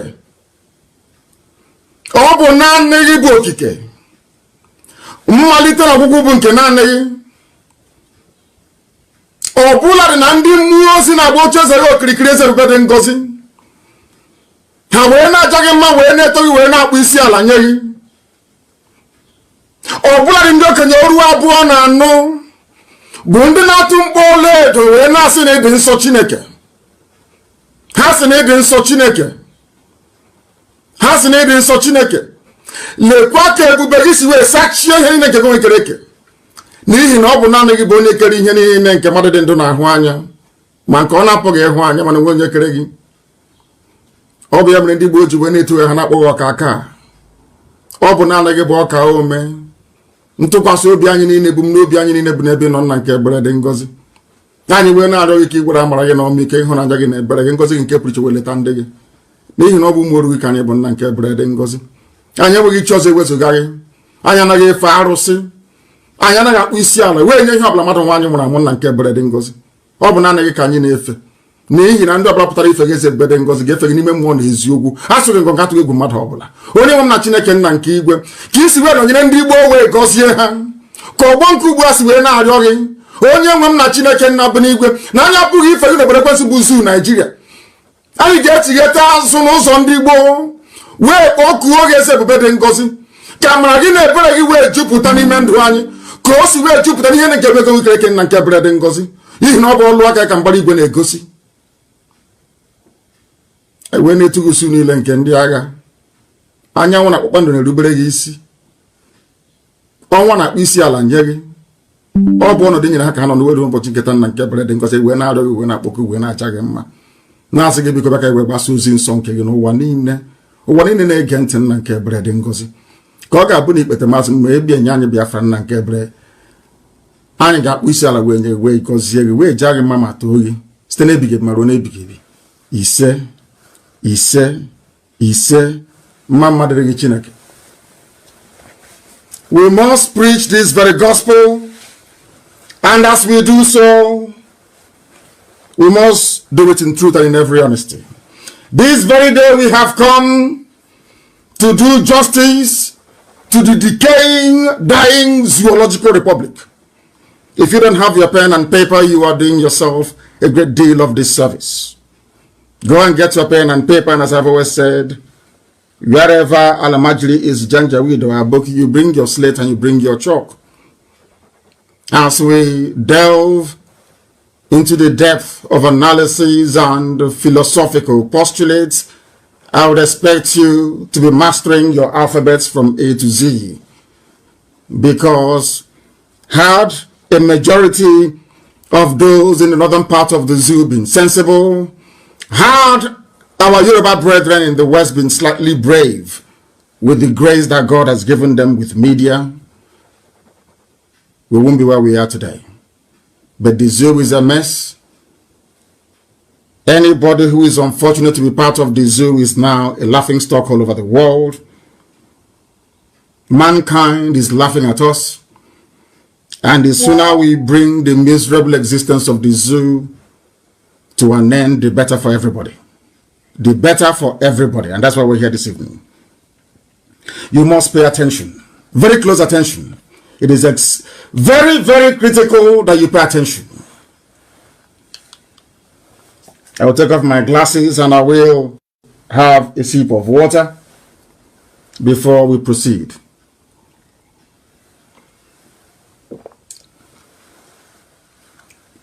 We are living through an era of Fulani infamy. Never in the history of governance. The last time what is happening now in the zoo ever occurred in the annals of history was in Spain in the Dark Ages. I did not say the age of it, I said in the Dark Ages. There's a man called El Cid. The Spanish were fighting the Arabs, the Moors. He was a great warrior. He led Spain into battle. He won famous victories over the Arabians, over the Moors. Some of you don't know that the reason why Italians have black hair is basically the Latinos, which is Portugal, Spain, and Italy. The reason why they have black hair is because they are a mixture of Europeans and Arabs. That's why they have black hair, unlike the Swedish, the Germans, and the rest of them. The Arabs were there for nearly 400 years. And when it was time to push the Arabs out, Spain raised the hero. His name is El Cid. The Arabs called him El Cid. E-L space C-I-D. That was a very famous movie by that name, starring Charleston Heston, if you know him. A very famous Hollywood actor. I recommend you go and watch it. That is exactly what the Fulanis are doing. Do you know what happened? El Cid died in battle. He had an arrow shot through his heart. He died. And when they brought him back to the castle, the wife said that he must rise and ride with the king the next day. He was dead. Why did it? Was because if the Arabs know that El Cid is coming to battle, they will become weakened and the Spanish can overrun them. In order to maintain that myth, El Cid that was dead was propped up on his horse, his armor put on him, and he rode into battle. A dead man on a horse riding into battle. So that when the Arabs saw his banner and his armor, they fled. And the Spanish won the war because of the fear of a dead man. That is what the Fulanis are doing. I recommend after this program you go and look for the movie and you watch it. El Cid. It was a Hollywood blockbuster in those days. We are living through an era of Fulani infamy, an era of shame and of disgrace, an era where a little boy, barely 30 years old, can be brought out in broad daylight, not hidden. They didn't even disguise it this time around to try and get a better mask to put on him, at least to try to convince, or should I say deceive, the gullible 200 million that Buhari is alive. They shamelessly brought out this boy, put him in front of a camera, and television stations, those who claim they are learned, those who claim they are educated, they all sat there watching this charade, watching this disgrace unfold before the whole world. None of them felt any shame, no trepidation, because people are now living through a culture of unprecedented impunity. They do anything they like and they can get away with it. And that is why what is happening is happening. And when I was actually going through the whole nonsense as it was playing out, it occurred to me, rather very sadly, that Africans and the black race in particular is a deficit on this very earth. I said this evening, I'm not going to compromise. I am going to tell you the truth. You may not like it, but I will preach it all the same.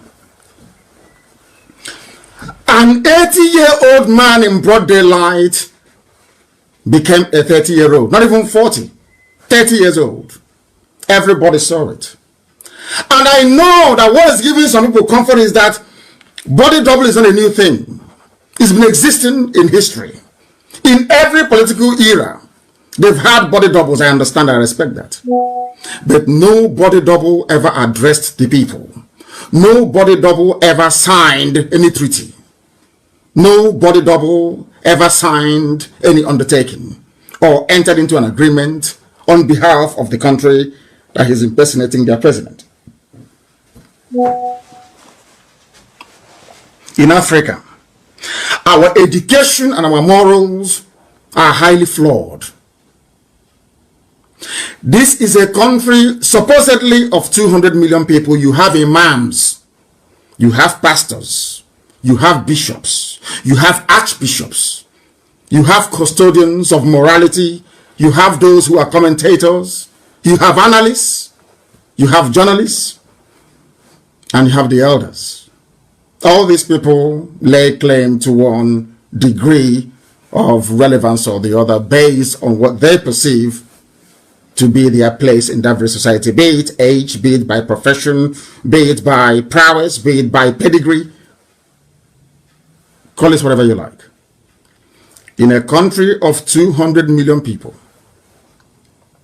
A little boy was brought out shamelessly to represent somebody they claim that they voted for.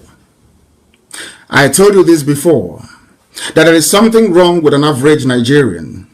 Yorubas are very good, the Hausa people are very good, the Nupes, the TVs, the Bachamas, just the Waris, everybody is very good. The Igbos, very good. On their own, they're very good.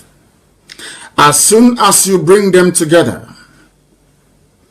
you see the worst in each and every ethnic group. It's like chemistry.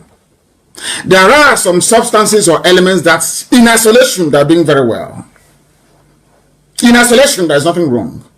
Anytime you see any combustion in nature, anytime you witness any volatility in nature, anytime there is a problem even in nature, let's say with the preparation of, say, sulfuric acid, it is the mixture of more than one chemical. When they begin to react on their own, they are all normal, very docile, nothing happens. But if you mix them together, things will begin to happen. There's something about Nigeria. Nigeria is a very terrible experiment that has gone wrong somewhere. And if you put all these people together in one cage, in one basket, you get the worst of each tribe. Every tribe becomes a ravenous creature. Every tribe loses its conscience. That is why the Fulani people can perpetrate this level of fraud. And nobody's talking. Because there is something fundamentally wrong with us as black people.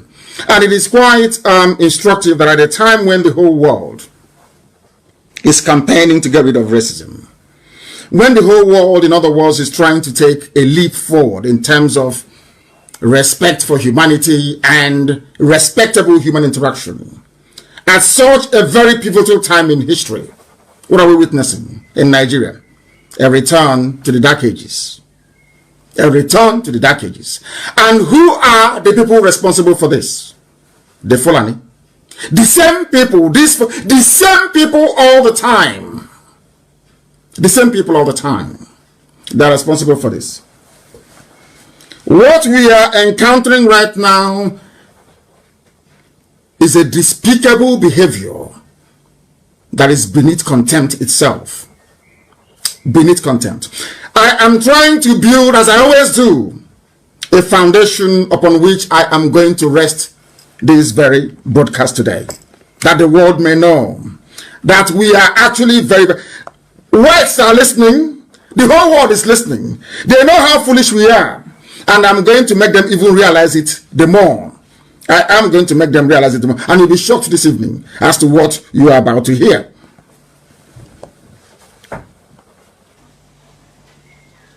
Those who are handling this whole fake Buhari saga, it was Abba Kyari. After I told you it was Abba Kyari. When he died, our Yoruba friends now started saying he was a de facto president. When Abba Kyari died, I told you that Aisha had taken over. I told you. What happened? Aisha took over. I told that Osinbajo was missing. What happened? What is happening today? Have you heard from him live? It's all Photoshop after Photoshop. Deepfake video after deepfake video. They don't know how determined we are. Before I started campaigning that Osinbajo was missing, I knew where he was. As I said, I can never ask you a question that I don't have the answer to. I knew where Osinbajo was in that place called Banana Island. They will be shocked this evening. Osinbajo's aunt died in Ikeja. Osinbajo attended that when he ran away from Asorok, attended that very ceremony. So as they were issuing fake videos, Osinbajo was not in Asorok. He was in Lagos, living in Banana Republic. Oh no, Banana Island, not Republic. Of course, it might as well be a republic. Osinbajo attended the aunt's funeral. And I will tell them where that funeral, where the aunts used to live. Arowo Jobe, in Ikeja, after Mafuluku. Arowo Jobe. If you're traveling from Oshodi itself and you're going towards what's it called, 9/11 or whatever it is. There is a junction you get to, Arojobe, before you get to a place called Ogonloko. I know that place very well. Inside the estate called Arojobe Estate, Osibajo was there. He came with a black Mercedes Maybach and 2 Hilux vans full of security personnel. After attending that very function, or should I say condoling with the family of his aunt, that somebody they took as their mother anyway, when his mother passed on, he went back to Banana Island, not in Asorok. Osibajo is not there. And do you know the reason why I've been saying that Osibajo is there and the Yorubas are not talking? It's because they know where he is. This is the type of country that you have, where people approach every national discourse from a parochial viewpoint. You must defend your people. You must defend your interest. Is that how to build a country? Is that how to build a nation, I ask? Why must we live in an era when we feel comfortable lying to ourselves? Everybody knows that Nigeria is not working. Everybody knows that. We know that. You know that, and I know that it's not working. But rather than confront that very problem the same way that whites are doing, whites are disgusted.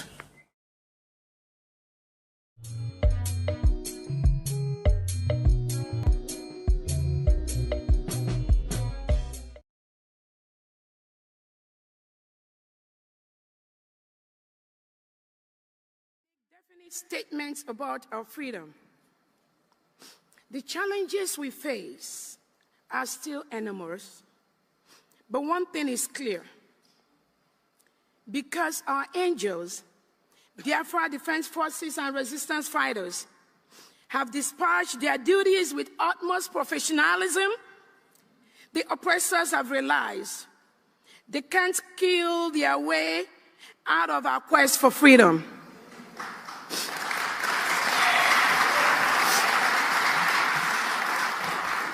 Their ploy to deceive the people with fake restructuring and state creation will not work.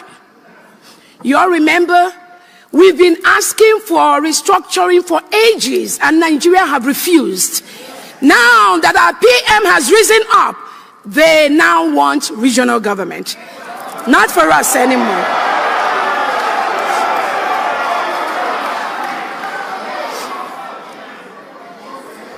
None of these ploys will bring back the thousands of Biafrans the Nigeria state have killed just for carrying flags or on mere suspicion of being an indigenous people of Biafra membership. Just for being an IPOB, just for being a Biafran, Nigeria murders our people in the thousands. Many families have been rendered childless, motherless, and or fatherless by the Nigeria state. Many people have had their homes and businesses burnt or destroyed by Nigeria state.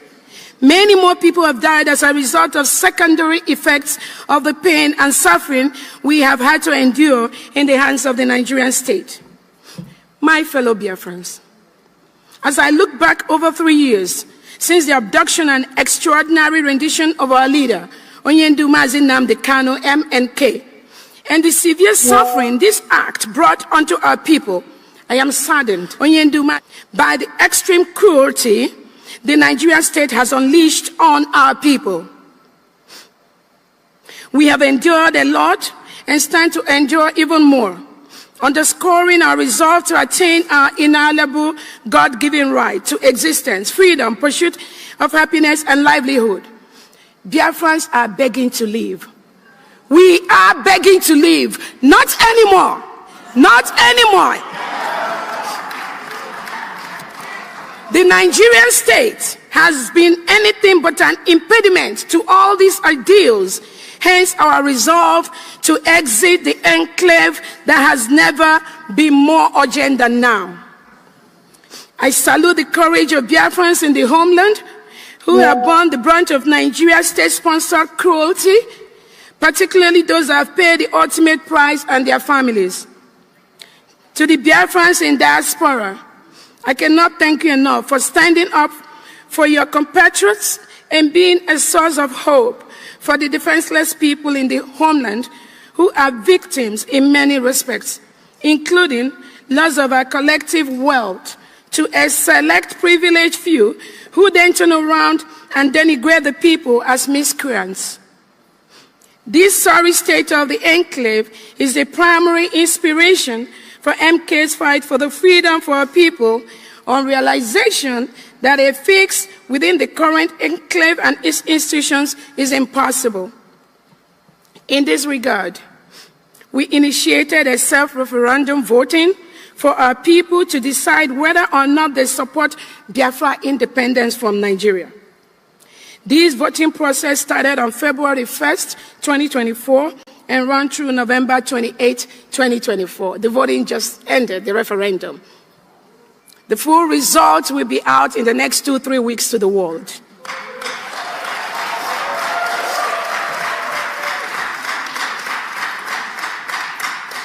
The participation was massive, with approximately 50 million votes cast. The results of the self-referendum will be released later in the next 1 or 2 weeks.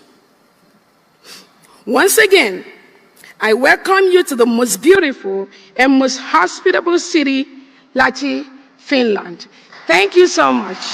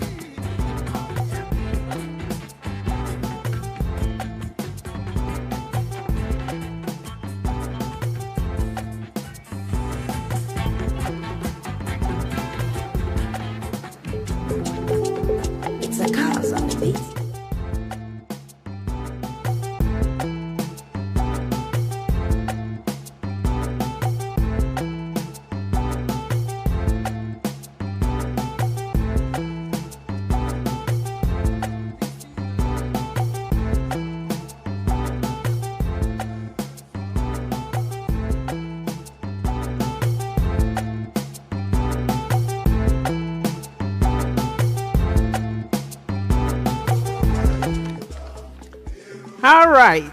All hail Biafra. All hail Biafra. Thank you, COS. Now we call on Honorable Dr. Bryson Okeoma to read the declaration document.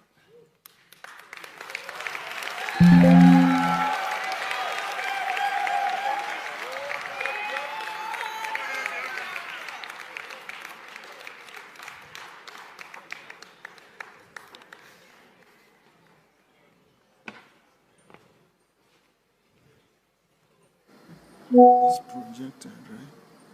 I will read on the screen. You want it on the screen? On the screen, yeah.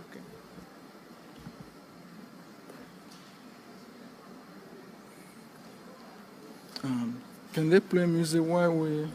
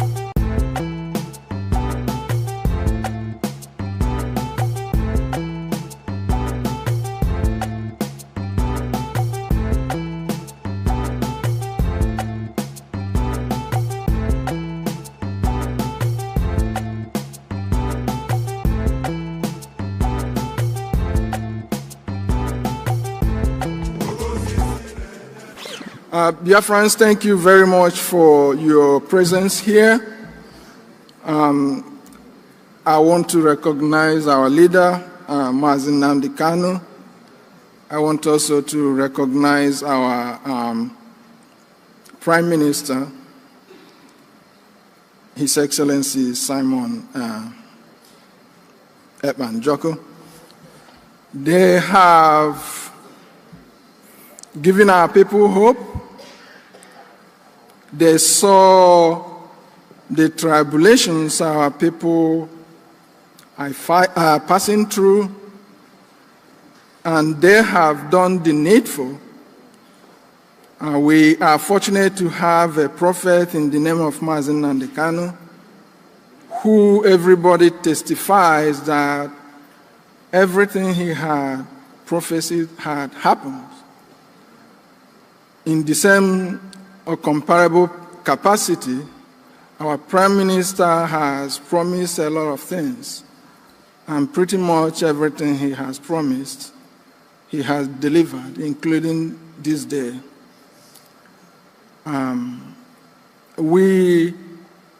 The Declaration Committee met severally and documented all our grievances, and I have their mandate to read them today for you, for everyone present here to endorse. So without wasting your time, This is the Declaration of Restoration of Independent United States of Biafra. Today is November 29, 2024, here in Lahti, Finland.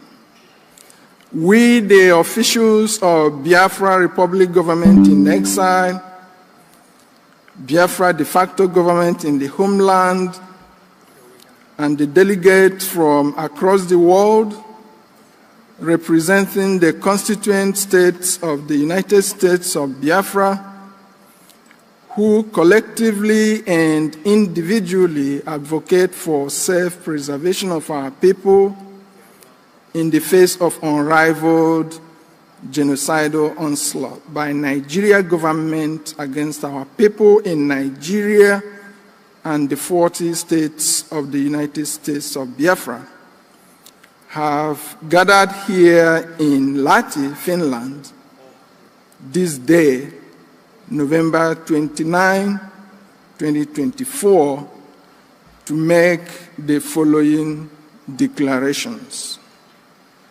Whereas we have endured political marginalization, economic deprivation, periodic massacre of Biafra people within Biafra land and across Nigeria since the 1914 amalgamation and creation of Nigeria. Whereas we have endured all this in hope that one day things would be better.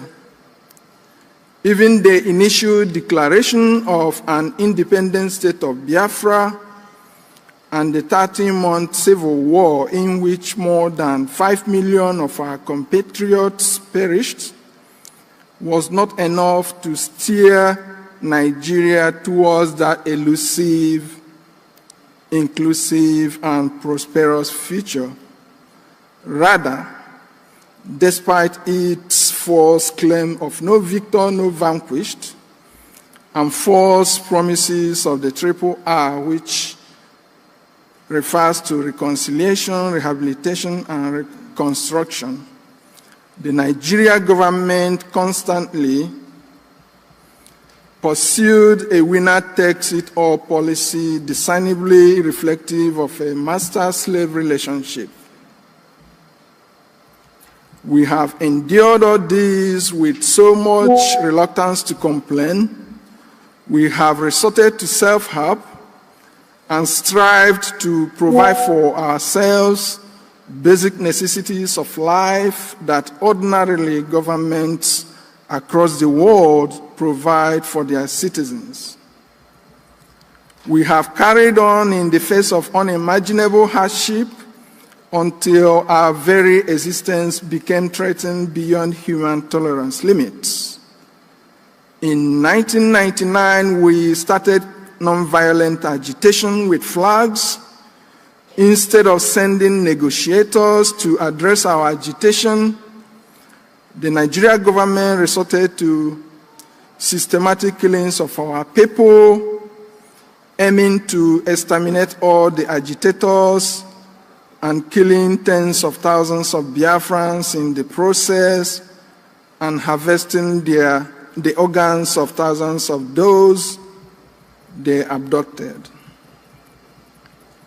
Nigeria government intensified its widespread massacre of Biafra people under the Fulani-controlled government of Muhammadu Buhari in 2015, and has continued since then.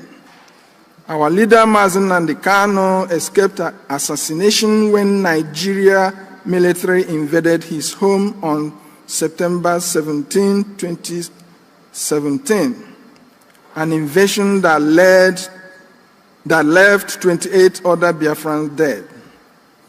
3 years later, Nigeria went as far as abducting our leader, Mazen Nnamdi Kanu, in Kenya and renditioning him to Nigeria in June 2021, and has detained him in solitary confinement for more than 3 years now, despite 2 Nigeria court judgments and a United Nations work group on arbitrary detention mandating his release with compensation.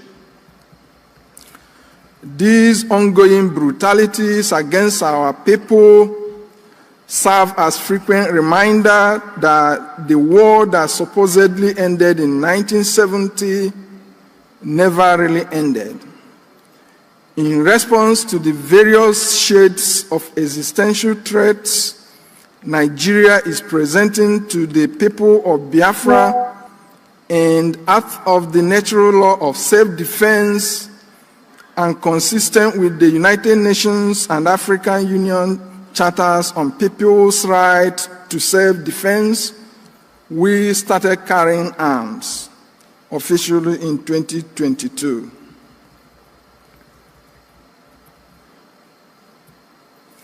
Now, therefore, to protect ourselves from government-sponsored violence, we have reached an incontrovertible conclusion that self-determination and self-governance are the only viable permanent solutions against ongoing violence orchestrated by the Nigeria state against the indigenous people of Biafra, and both give us state power to protect ourselves from external aggression such as invasion by Fulanis from other countries, which Nigeria is not preventing but facilitating. On the basis of these and many more grievances listed hereunder, and knowing fully well that we are a group of people confronting several extenuating circumstances that collectively make our people an endangered species, and knowing fully well that the only means for our collective survival is self-preservation and self-determination, we are taking these steps to declare the restoration of the independence of the United States of Biafra, also known as the Confederating States of Biafra.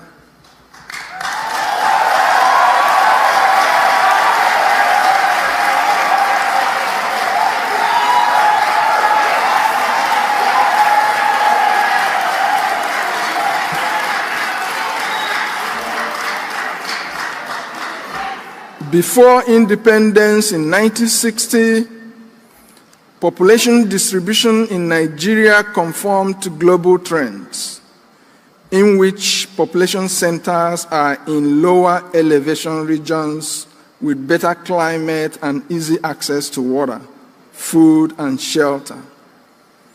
In 1960, Nigeria was comprised of 3 supposedly equal regions: North with 14 provinces, East with 12 provinces, and West with 9 provinces.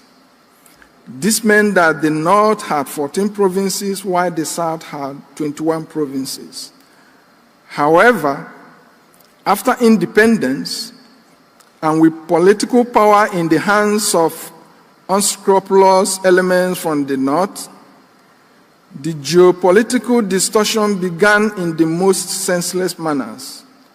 Nigeria became a country where human settlements violated laws of nature, with outrageous claims that more people live in the hot, arid North than the mild coastal South. Gradual and arbitrary creation of states by mainly military leaders from the North over the years resulted in the North today having 19 states and 414 local government areas, while the South has 17 states and 355 local government areas. This distortion in the geopolitical structure of Nigeria has been used to politically and economically marginalize the people of Biafra. Because the number of states and local governments are directly used for political representation and revenue allocation to the disadvantage of the South, even though as much as 90% of the resources sustaining Nigeria come from oil and gas resources in Biafra land.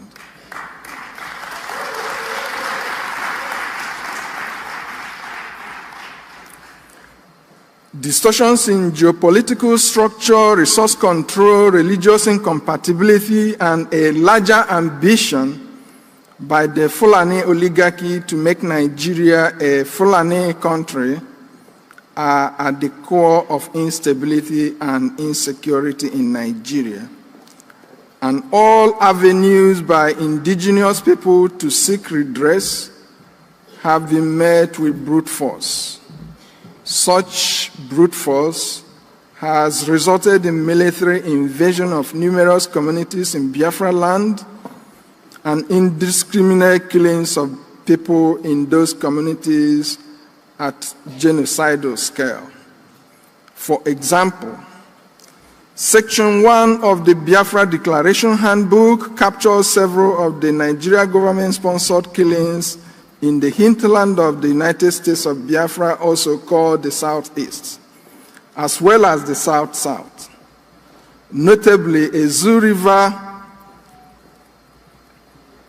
massacre under Governor Peter Obi, Onisha Mpo massacre under Governor Obiano, Obaru massacres under Governor Soludo, Obibo massacre under Governor Wike, Ohafia and Aba massacres, including 150 youths praying at Ngwa High School and another hundreds of innocent Biafrans on a parade in Aba, as well as the invasion of Mazi Nnamdi Kanu's home that left at least 28 people dead under Governor Ikpeazu. Also, widespread Ebonyi massacres under Governor Umahi, widespread Enugu massacres under Governor Ugwuanyi, widespread Imo massacres, including repeated invasions of Izombe, Olo, Osu, under Governor Zodimma. Nigeria terrorist forces also unleashed mayhem and killed hundreds of Biafrans who were celebrating in Port Harcourt Donald Trump's victory in the 2016 US presidential election. In all days, tens of thousands of Biafrans have been killed.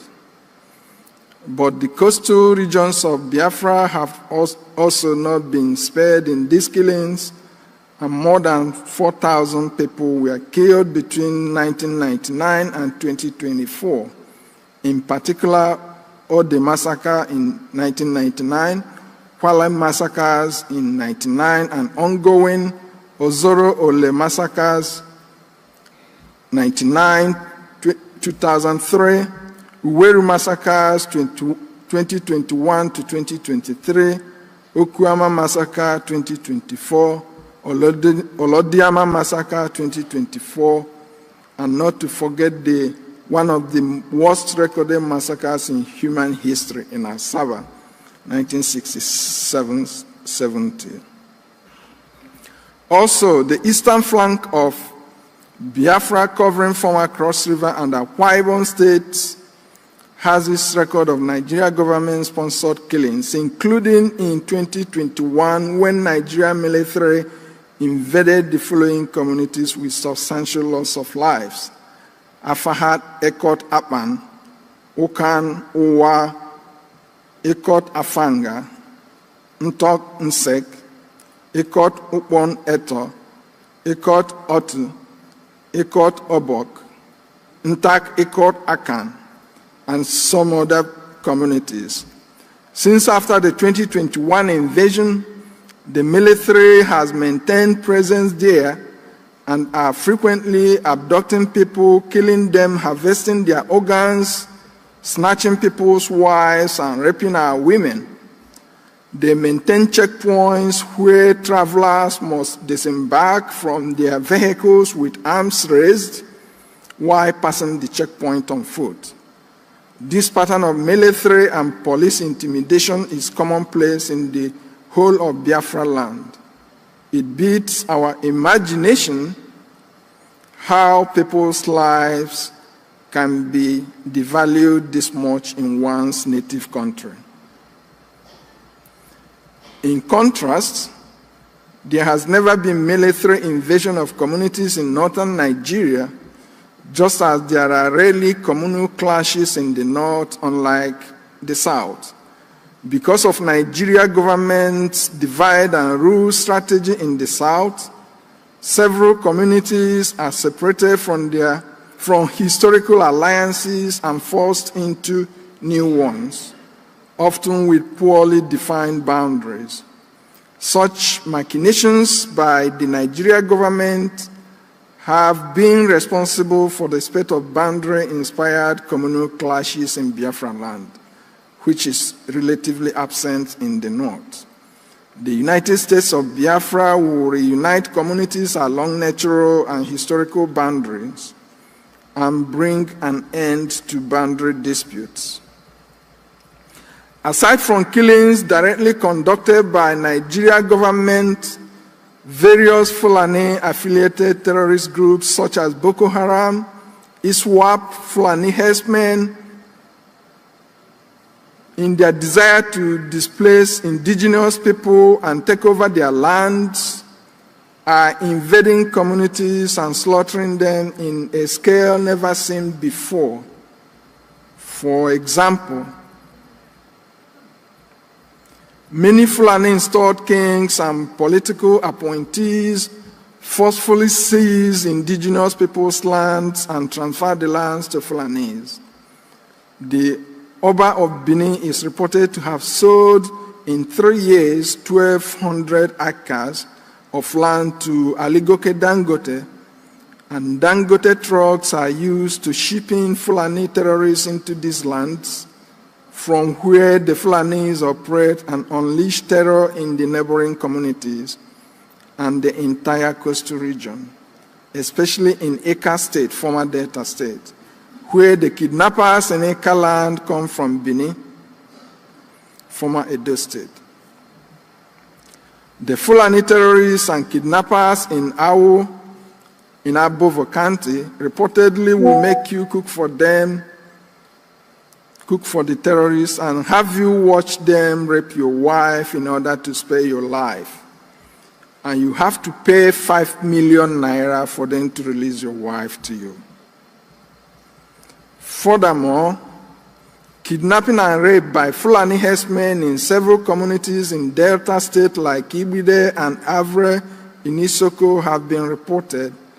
Such attacks have contributed to farmers not being able to access their net lands, resulting in widespread hunger and poverty. Repeated attacks by Fulani terrorists and killer herdsmen in 2001, 2010, and 2023, and early part of 2024 in Uweru Kingdom in Urobo Isoko led to over 300 persons losing their lives. In the eastern flank of the United States of Biafra, Fulani terrorists are operating unchallenged as they have established terrorist cells at Obanliku, Obudu, Bumaji, Ogoja, Akampa, Mbak, which they renamed Nasarawa, Bogobri, where they sell human parts of those they killed, particularly those that are unable to pay ransoms. Often the military is accused of complicity or in the minimum unwilling to prevent or stop these atrocities from happening. It was on the account of this that General T.Y. Danjuma famously said that the military colludes with the invading terrorists, and that if we wait for the military to protect us, we would all die. And he consequently asked indigenous people to explore opportunities for self-defense. And that's what we are doing. We are not committing terrorism. Rather, we are defending ourselves against terrorism.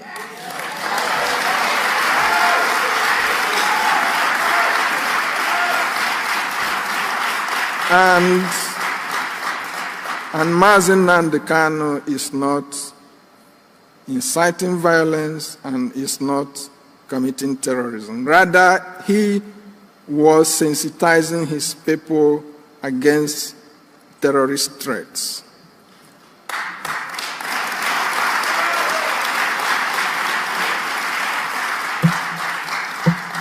In the same vein, our Prime Minister Simon Ekpa is not committing terrorism, rather he is defending his people against terrorism.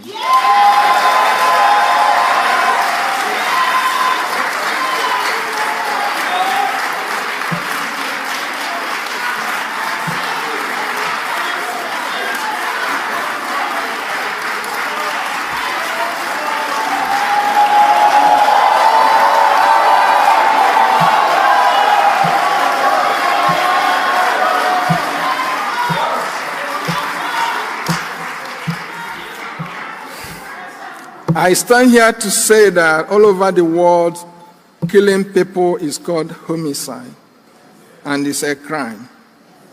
But in Nigeria, Fulanis are killing people all over the country.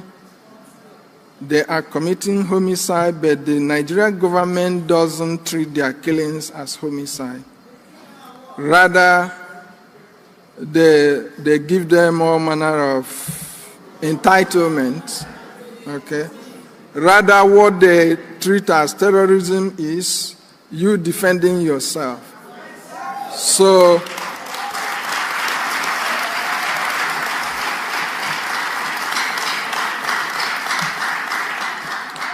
Nigeria government wants you to let Fulani kill you.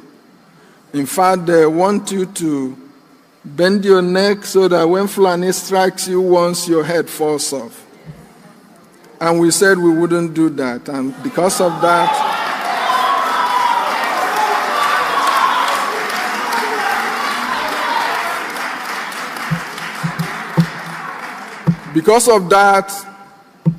we are hell-bent defending ourselves against terrorism, including against Britain. Okay?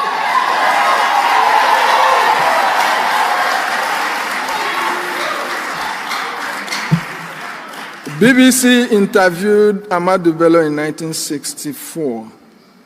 And if you listen to that interview, you will see that Nigeria was never one country. And Britain forcing us to be in the same country is exercising futility.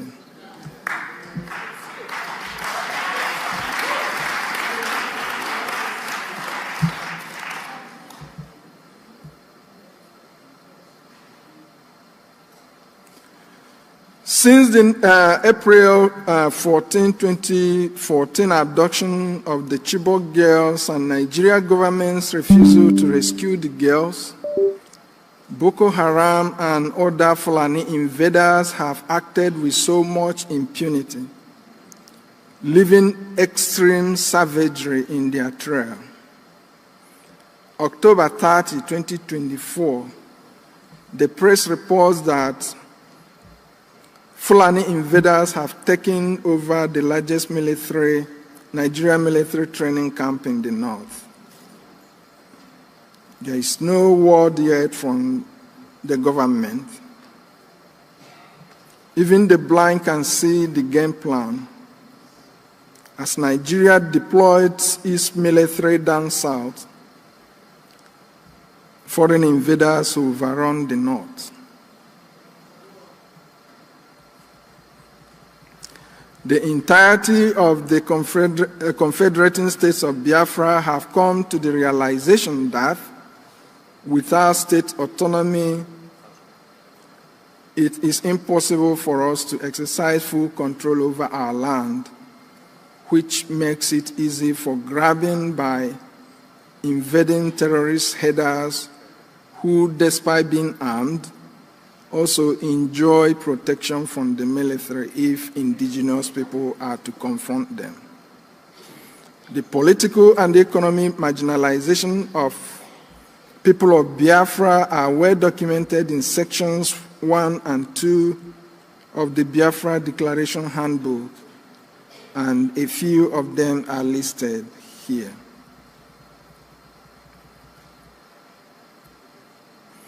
The section titled Man's Inhumanity to Man, Nigeria's 1999 Constitution, a travesty, narrates how Nigeria's exclusive list is a grand plan to dispossess us of our natural inheritance.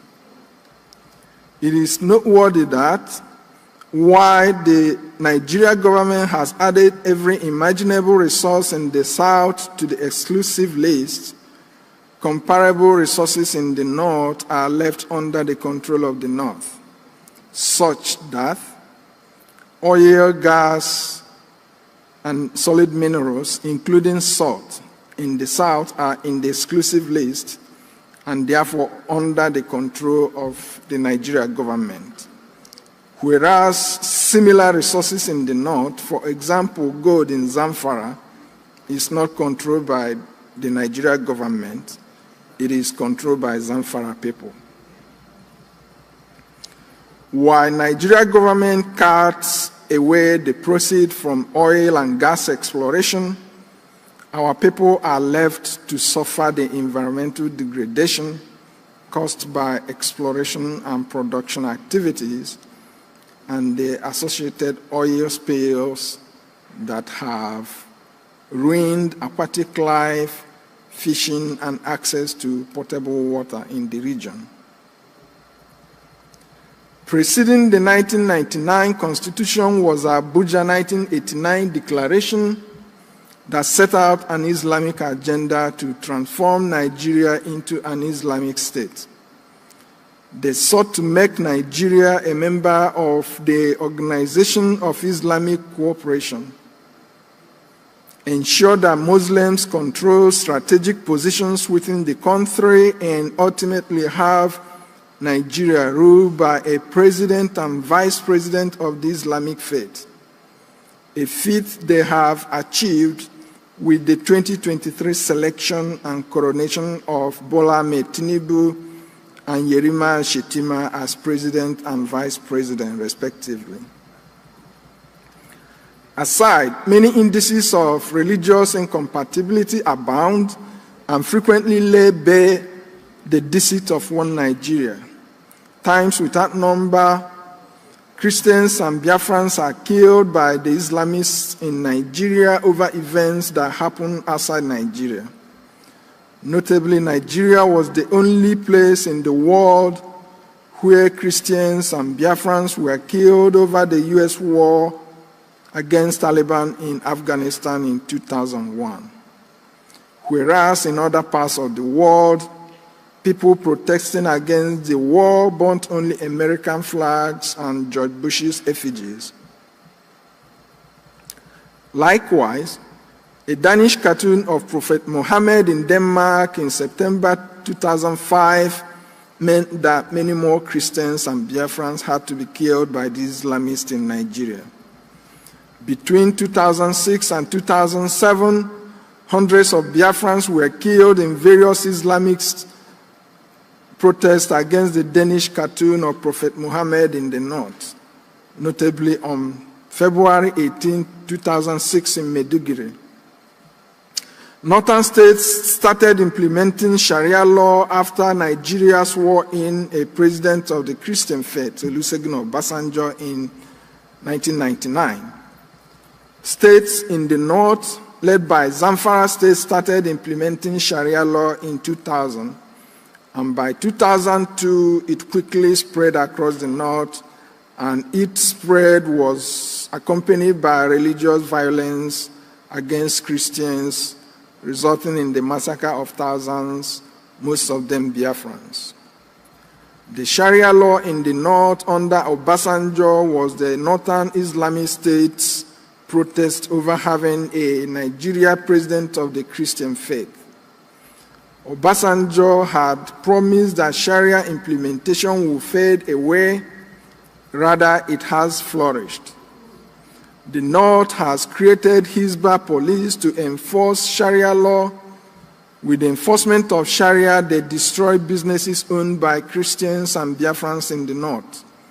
Nigeria was founded as a secular state, which it has lost by the impunity of Sharia law in the North and other excesses of their Islamic agenda. Today, they want to make Sharia law a federal law. As the month of October 2024 draws to a close, the Islamists in the National Assembly introduced a bill to make Sharia law a federal law. Despite the turmoil in the country, they are moving full speed with their Fulanization and Islamization agenda and don't give a damn about those resisting their agenda. Also, in many respects, Olusegun Obasanjo created the prevailing political succession challenges in Nigeria when he single-handedly prevented his vice, Atiku Abubakar, from succeeding him in 2007. Obasanjo sponsored someone else, Yar'Adua, who would die only 2 years into his presidency, making the Fulani accuse Obasanjo of knowing that Yar'Adua would die and consequently demanded the presidency returns to the north, even though Yar'Adua's vice, Goodluck Jonathan, constitutionally becomes the president in the event the president vacates the office by death. Given that implementation of Sharia in Nigeria was under a Yoruba president and a Muslim pair also under a Yoruba president, among other things, we can confidently conclude that Yorubas have served as willing tools for Islamizing Nigeria and shortchanging the South.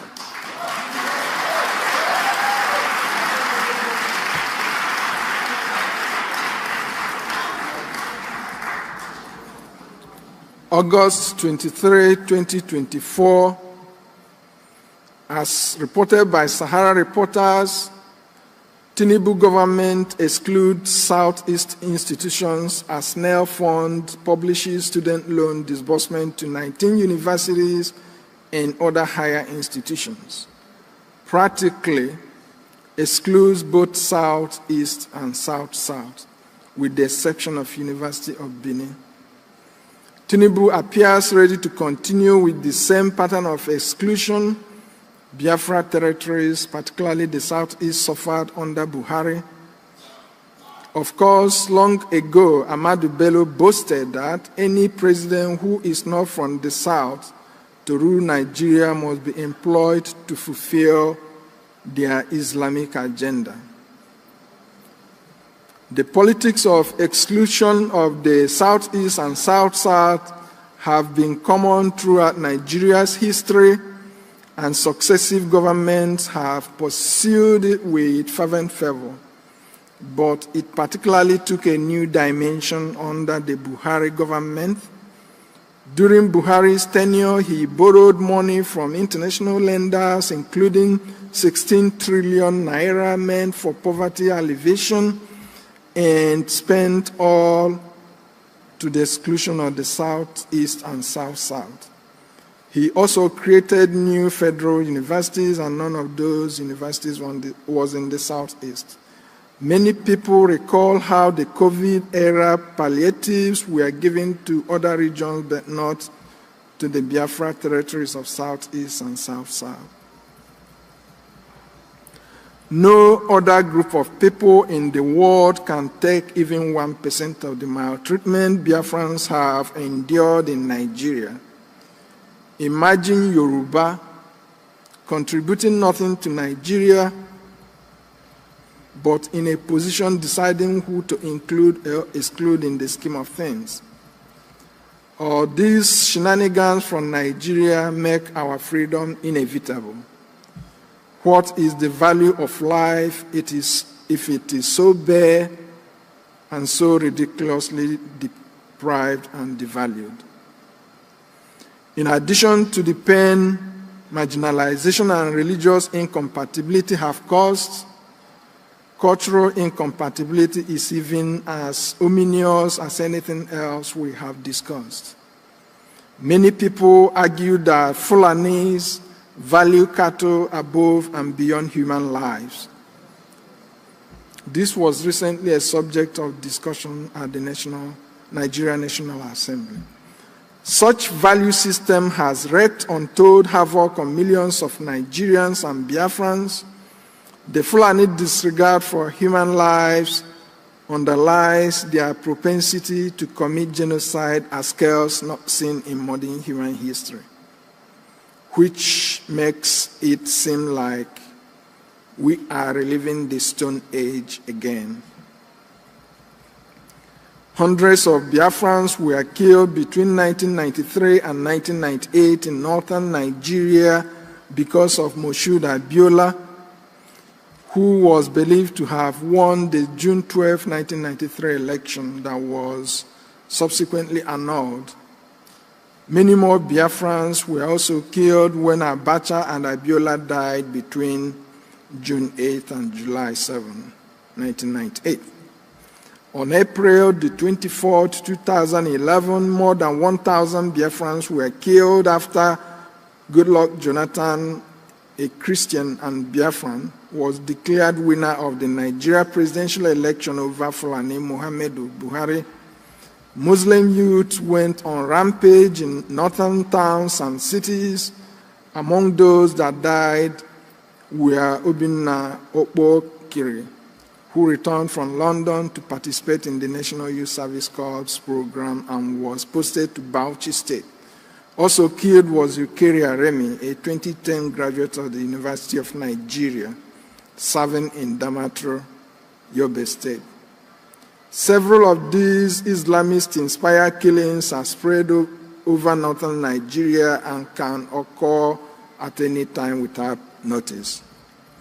Other instances include Fulani invasion of communities in Biafra land, including Ehamufu, Izombe, Obanliku, Obudu, Bumaji, Ogoja, Akampa, Mbak, Bogobri, Ibide, Avre, Uweru, and other places, as well as Fulani killings and slaughtering of people who are unable to pay ransom, and in many instances, even after paying ransom. It does not make sense making references to one Nigeria when it is obvious that Nigeria is not one, has never been one, and will never be one.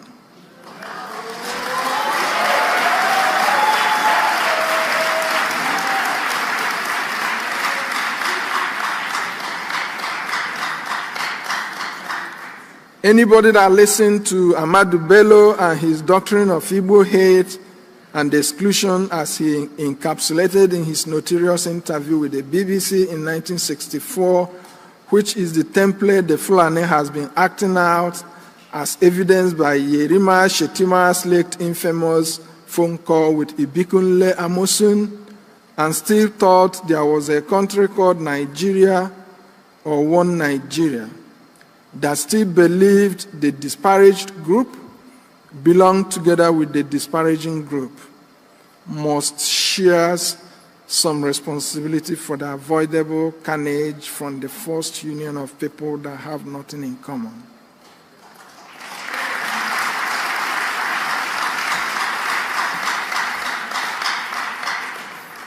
In the north, all Biafrans are identified as Igbo. So when you hear Ahmadu Bello mention Igbo, don't think you are not included because you don't see yourself as Igbo. When it starts happening, the North doesn't separate the man from Monisha from that from Uyo or Aba.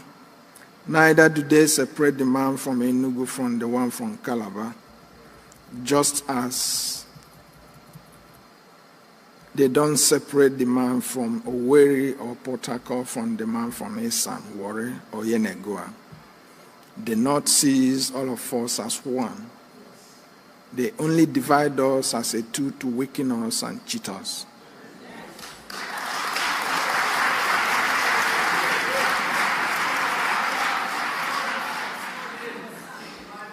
We cannot be second-class citizens in our native country.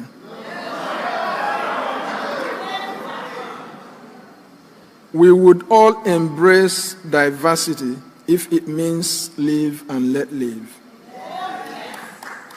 But this is not the case.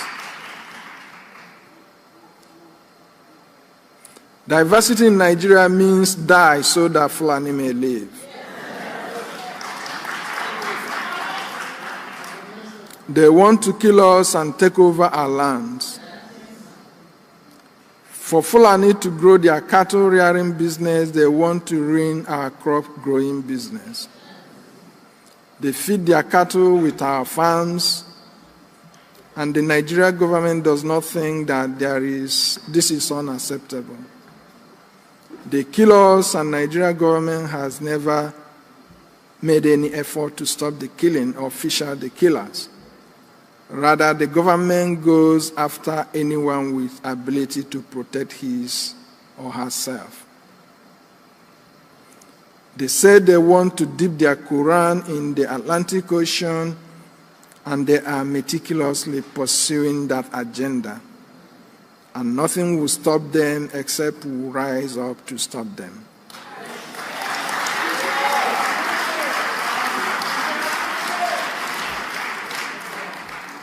Of course, as we are doing. August 26, 2024, reports of new Fulani massacre of indigenous people in Zamfara State, similar to Fulani killings in Plateau State on the eve of Christmas, December 24, 2023. Video on social media shows over 200 people lying dead while the terrorists scream their jihadist lingo, Allahu Akbar, apparently praising their God for killing the people. Hundreds of innocent, defenseless people slaughtered. As usual, no word or speech from the Nigeria president condemning the atrocities or commiserating with the people.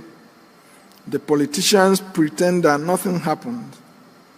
Nigerians are also indifferent, underscoring colossal lack of value for human life. Nigerians can arrange protests against hunger, but not against senseless loss of life, possibly because Fulani has succeeded in conditioning the country to accept Fulani crimes as normal. Even though this is happening in the north, we have compassion on our fellow indigenous people and must speak out on their behalf. Biafra independence is the only thing that will stop Fulani avowed ambition to kill all of us.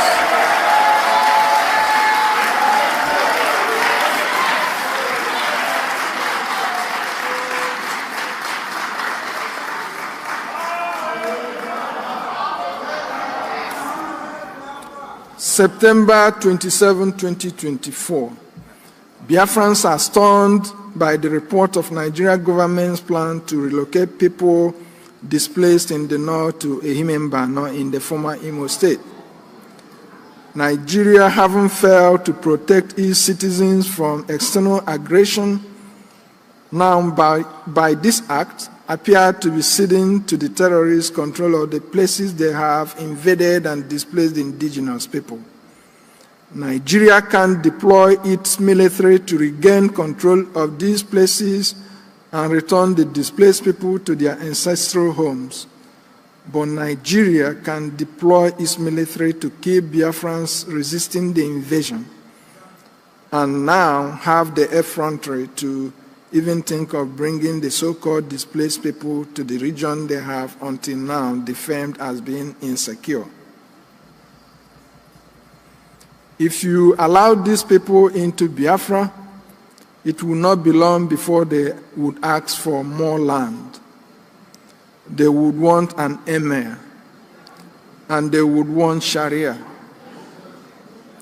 In other words, whoever that is planning to bring the so-called displaced people are invariably laying foundation for perpetual conflict in the future. Nnamdi Azikiwe mortgaged our future in one Nigeria, but Hope Uzodinma appear hell-bent on plunging our future into a bottomless pit abyss. Biafrans will not let that happen.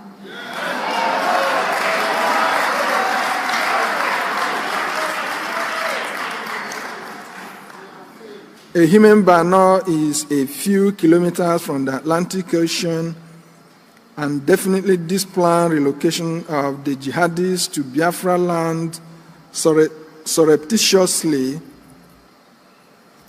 brings to reality their age-long desire to dip their Quran in the Atlantic Ocean.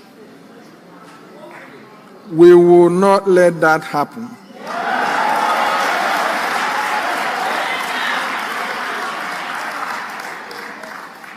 As the Biafra government led by His Excellency Ekpa Simon Njoku has said, we will only take refugees after our independence from Nigeria.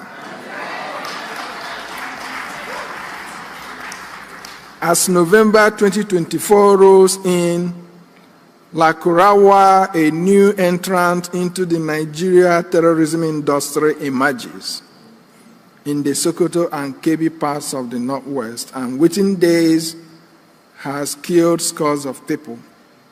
This latest terrorist group is reported to be made up of nationals of Mali, Niger, etc.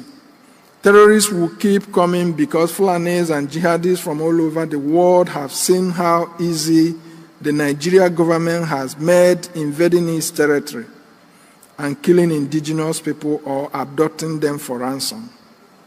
It is left for us to do nothing and be killed, or do something and be free.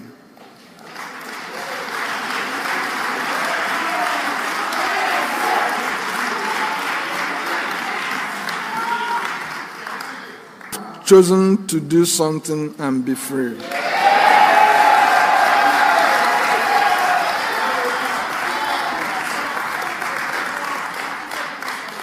Fulani would like to argue that ECOWAS treaty allows free movement of people. Even though ECOWAS treaty may have allowed free movement of people through defined ports of entry and exit, and not through the bushes. No country would be obligated to uphold a treaty that creates existential threat for its citizens. Those that call themselves legislatures at the National Assembly have never considered a bill to secure the northern border, either because they are in denial of the problem or they are so scared to propose a solution. As such, are willing to let defenseless indigenous populations slaughtered every day. Now, therefore, in the circumstances, the inhuman experiences we have been subjected to, and out of conviction that the oppressors are increasingly more brazen, will stop at nothing in their desire to deprive us of amenities of life, eliminate us, and take over our natural inheritance.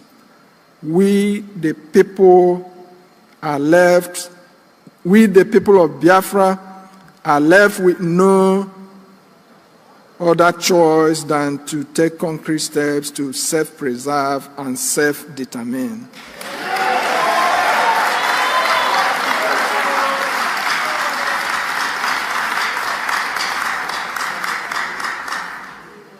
And on the basis of the Biafra self-referendum conducted between February 1, 2024 and November the 28th, 2024, and Lati Convention delegates votes authorizing using the outcome of the referendum to declare restoration of Biafra independence, we are compelled to, on behalf of the people of the United States of Biafra, declare the restoration of the independence of the United States of Biafra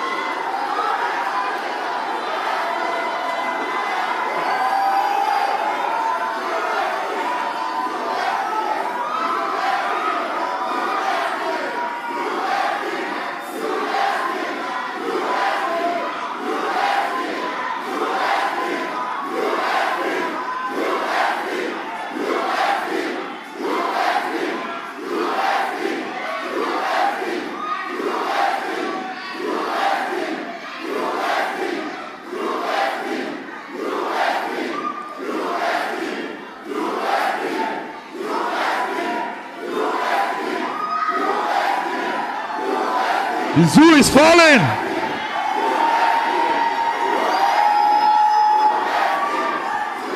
The zoo has fallen. The zoo.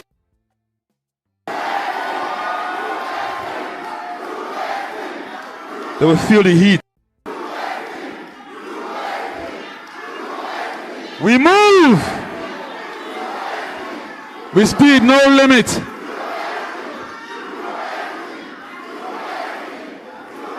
They don't know what is coming. The zoo was falling.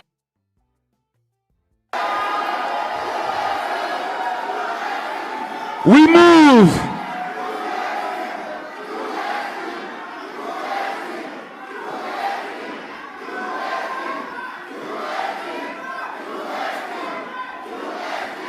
Yes. Yes.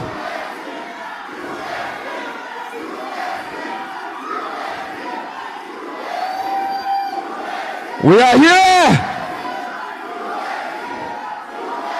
to let the world know what is happening. Only Biafra! Only Biafra! Only Biafra! We move!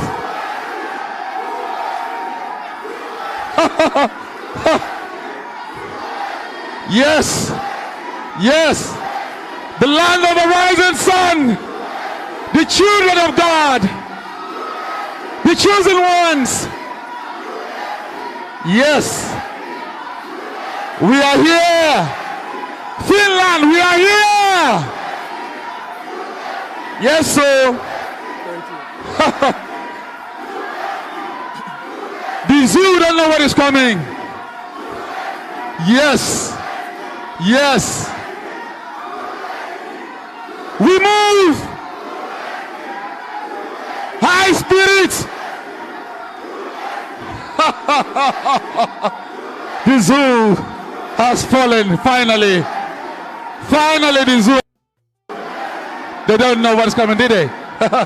Yes. Yes. It's high time. Nebo! It's high time.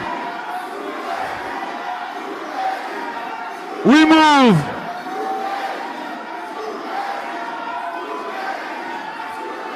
Freedom is not given. Freedom is taken. You must understand that.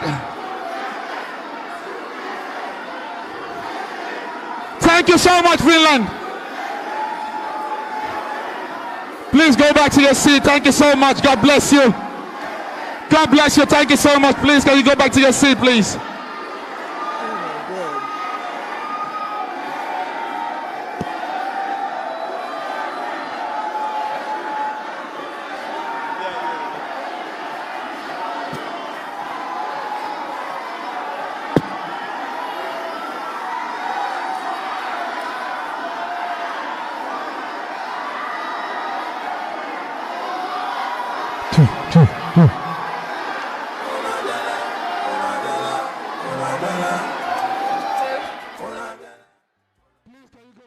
Thank you so much. God bless you. Thank you so much.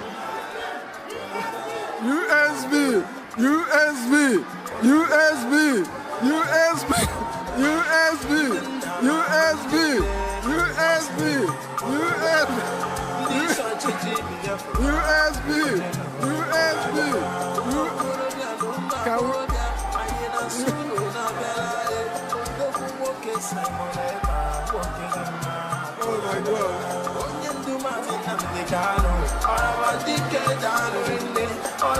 Okay. Yeah.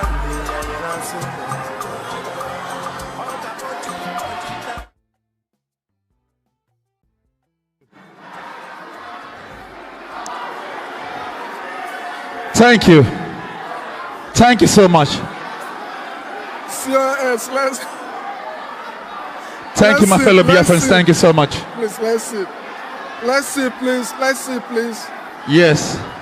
Let's sit, please. Let's sit, please. Please have a seat. Thank you so much. Have a seat, yeah. Let's sit, please.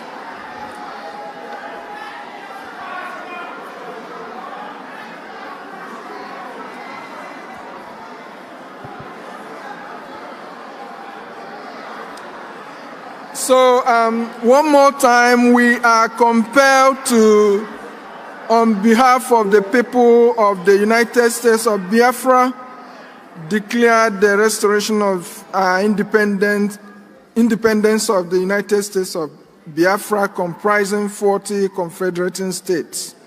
On this day,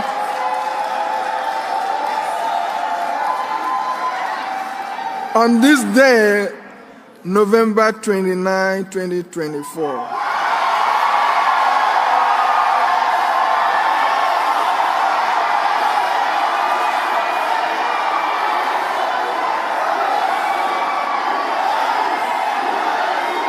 USB, USB, USB, USB, USB, USB, USB, USB, USB,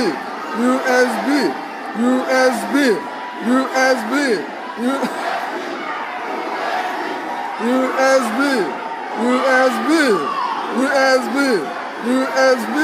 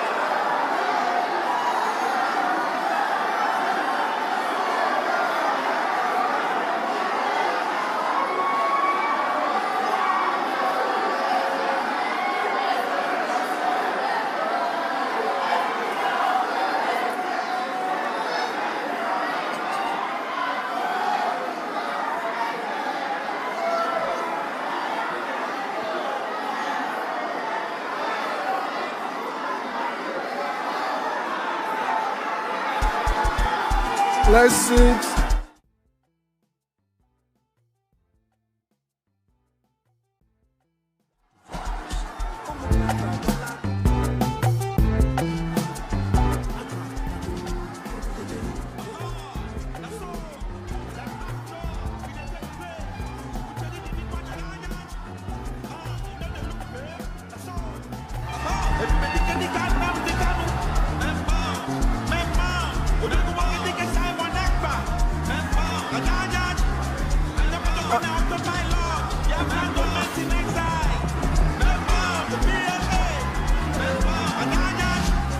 Let's keep going. Let's keep going, please. Let's keep going, please. Let's keep going, please.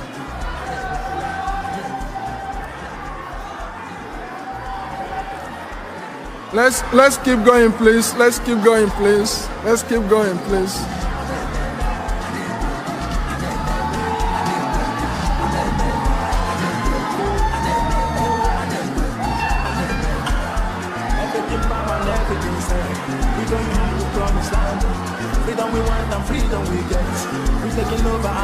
Let's keep going, please. Let's keep going. The United States of Biafra shall have the full powers of a sovereign state and shall establish commerce, levy war, make peace, enter into diplomatic relations, and carry out as of rights other sovereign responsibilities. As a democratic state, reassure protection for all persons, local and foreign, and their properties and businesses within our territory. Until that day and time, a substantive constitution will be adopted, the affairs of the people of the United States of Biafra will continue to be piloted by a transition government to be constituted during or after this convention by the United States of Biafra Prime Minister.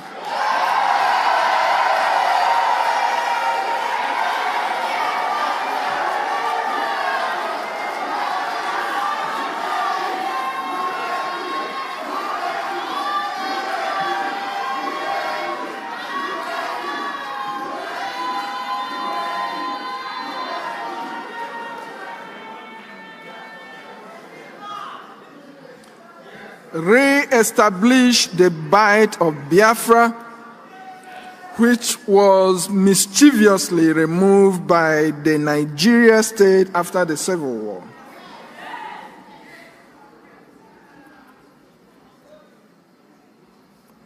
Reaffirm our confidence in the Prime Minister, His Excellency Ekpa Simon Njoko, and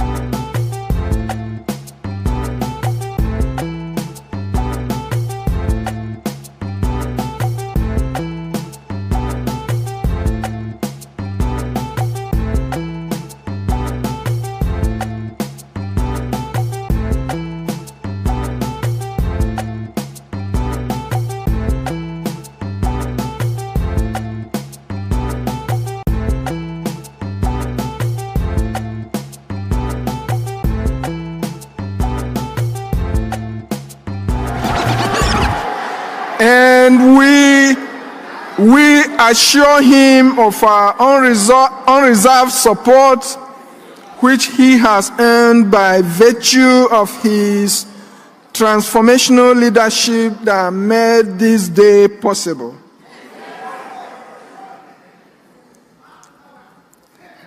The Biafra Declaration Drafting Board signs the declaration statement, which will be endorsed by everybody in this convention.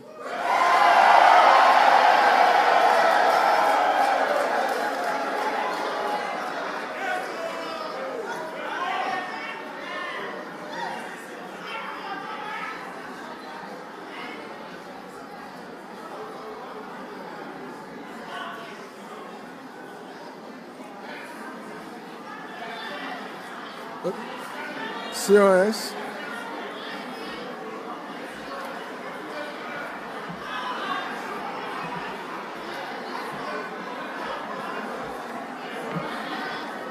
Who stands in for them? I think he's the chief of staff, so you can call her to. Call her. Yeah, to come hold your list. Chief of staff. Chief of staff.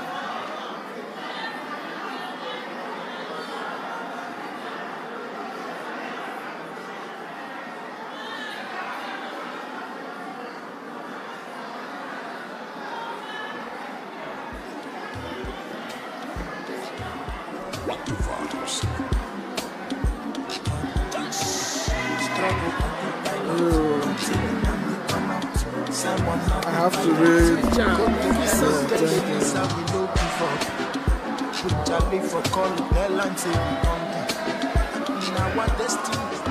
So I'm gonna read the next paragraph, then you will read the last one on behalf of the plan. Okay? You will read here. I'm gonna read here, and then you read this one. Okay? Okay, well, you remember our attorney here, Attorney Jane. Where is she going to read and sign? Attorney Jane. Where is she? Our attorney. She's here. She has a. She has nothing to do. sign. The attorney. She has something to read. She can read this. Yeah, she can come and read this one.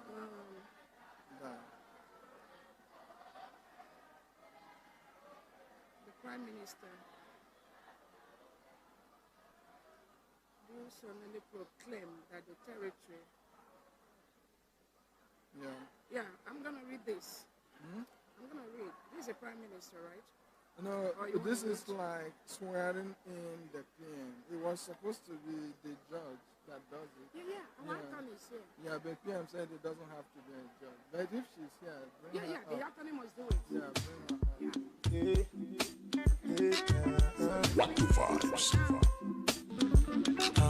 Struggle autopilot until it Nnamdi come out.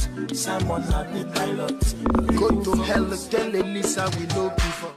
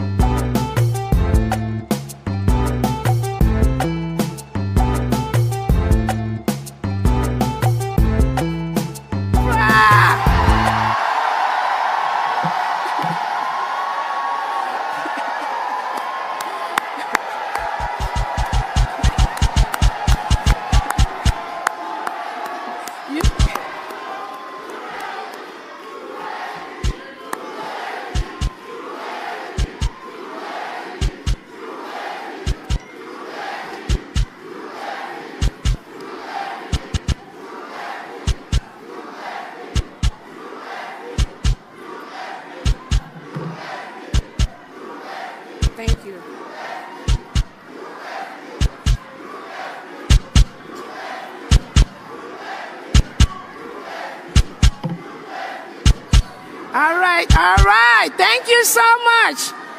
Thank you so much. Thank you so very much. All right, we continue to conclude. Our independence is here today.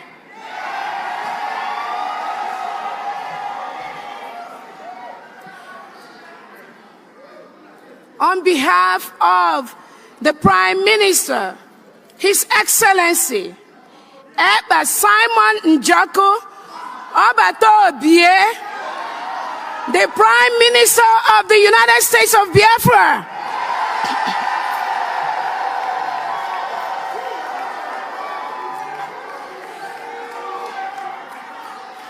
now therefore,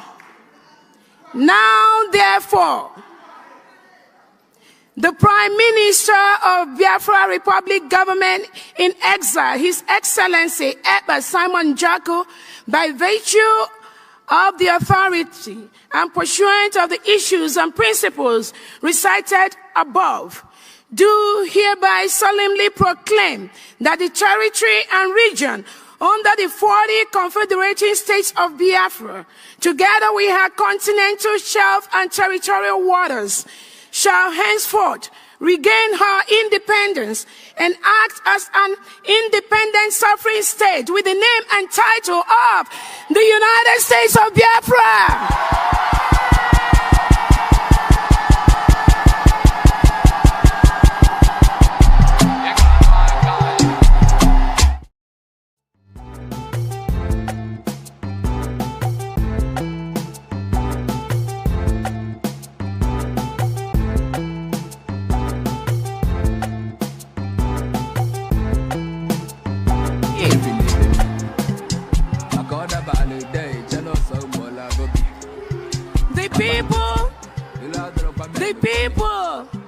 The people of the United States of Biafra want to be free in a country where the police and the military are sworn to the Constitution and not to the president, head of state, politicians, or anyone else, where no man is above the law, where the police and military are empowered to question inhumane orders from unscrupulous politicians. And if such order is to invade a community and kill everyone there, they will say, hell no, what are you talking about? What the hell are you talking about? The United States of Biafra, as an independent country, joins the United States of America in proclaiming that all men are created equal.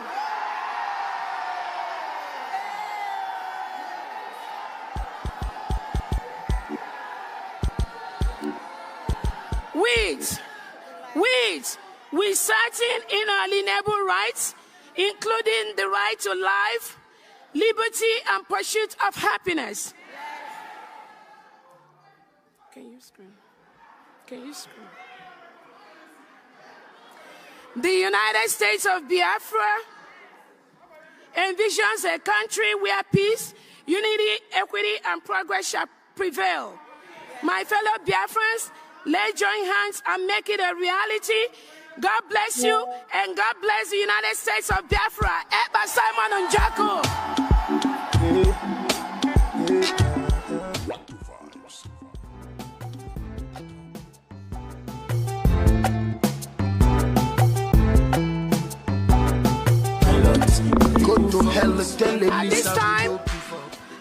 At this time, we are going to call on the Chief Justice of the United States of Biafra, Attorney General Iwuze, to confirm this declaration.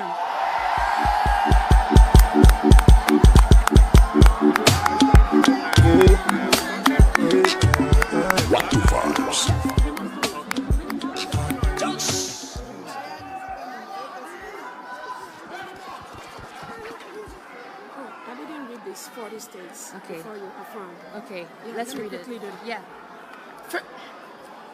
Fellow Biafrans, I hereby mention the 40 states of the United States of Biafra: Aba State, Adoka State, Afema Igoromigodo, Ahoda, Abakip Oro, Alanso, Aludo, Anioma, Branham, Calabar, Ebonyi, Ebube, Edo, Eda, Enugu, Epie, Esan Igodomigodo, Ezani, Iden Igodomigodo, Idun Ibon, Igala State, Ibani State, Ika State, Ikemba State, Ikom State, Ikwimisia State, Itayanan, Iwere State, Iwuroha State, Odumegu State, Obuya State, Ogoja State, Ohabuenyi State, Ohuku State, Okigwe State, Omambala State, Olu State, Owerri State,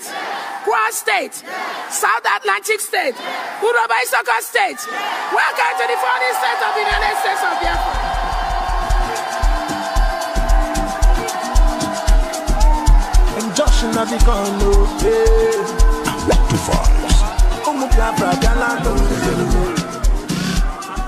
Thank you. We have heard of all the grievances that have been read here today. The untold hardship of our people that they have gone through, the lives that the lives that have been lost, the lives that we are still losing. As a member of cabinet, I stand here to affirm, on the basis of the grievances and of the referendum, for our forefathers, for this generation, for the next generation to come, I affirm the declaration and restoration of the United States of Biafra.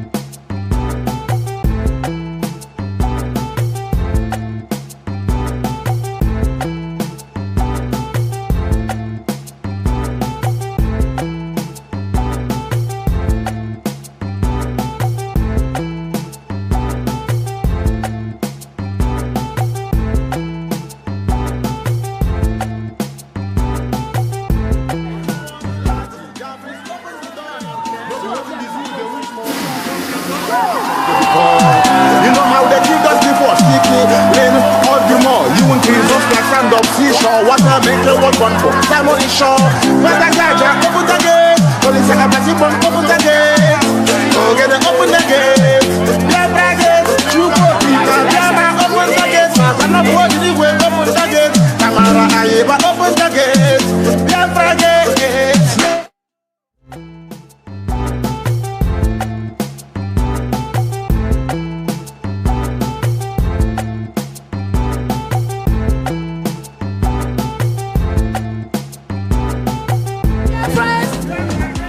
Fellow Biafrans, at this point, we are going to lower the flag of Nigeria and raise the flag of the United States of Biafra.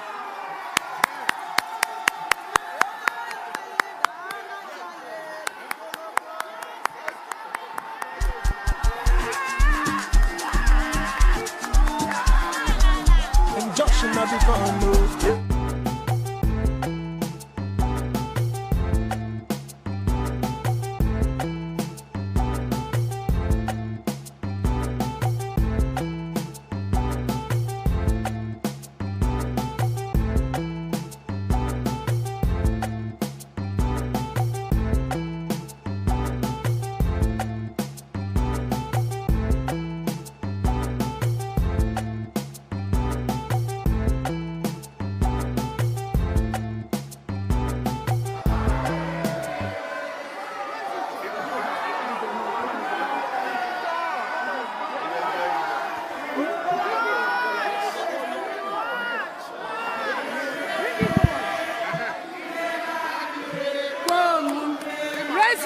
Raise it. Raise it. It's okay. It's okay. It's okay. It's okay. It's okay. Just raise it. Yeah.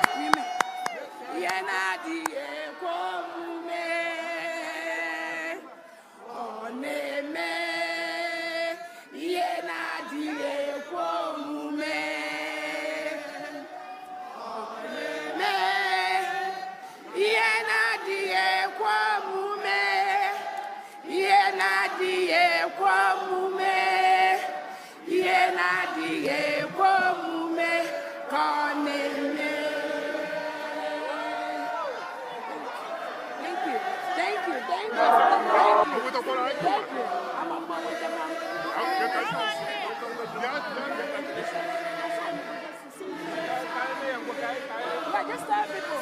Let them start signing. Okay. One woman.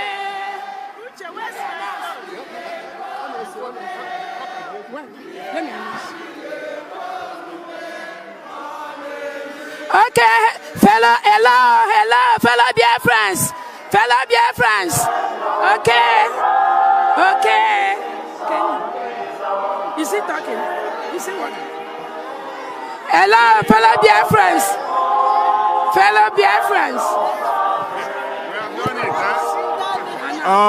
Please hold on for the national anthem. Silence for the Biafra national anthem.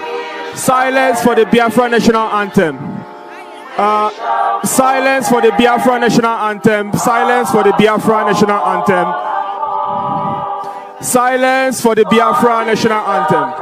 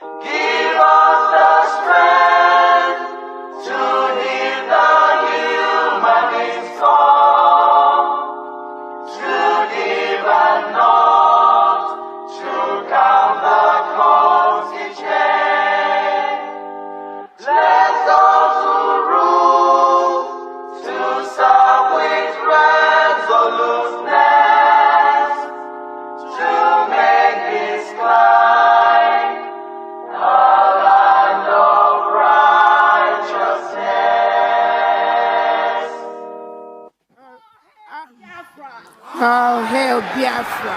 BDF anthem, please.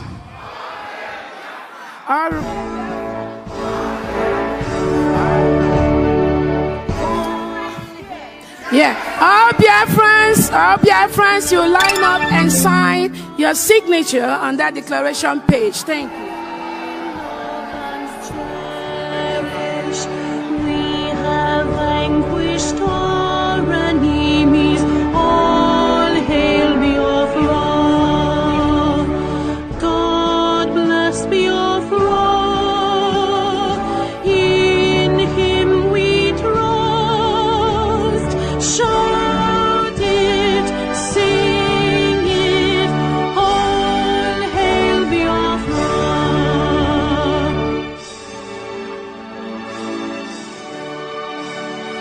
God bless Biafra. We have emerged triumphant from all our foes.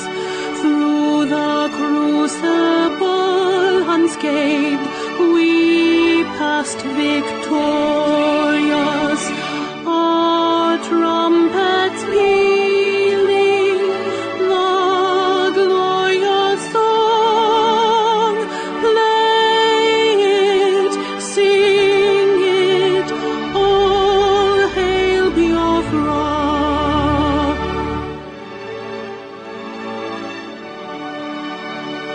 Oh, hail Biafra. We shall always remember all that perished in the struggle for our freedom. All hail our heroes.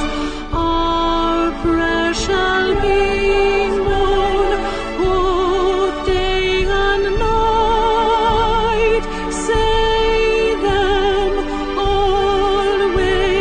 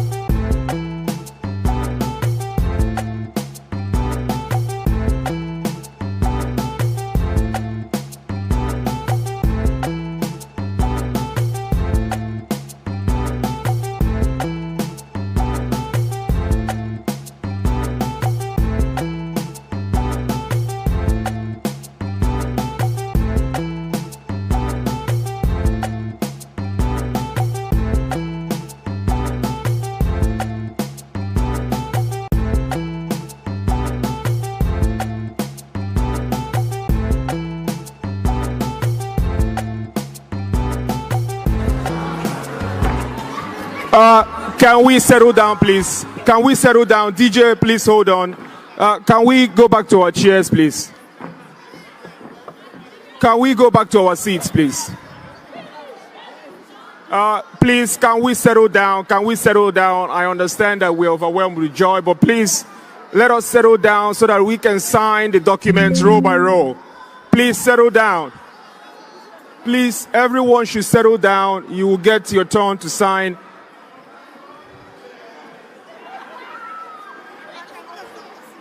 Can we settle down, please? Can we settle down, please?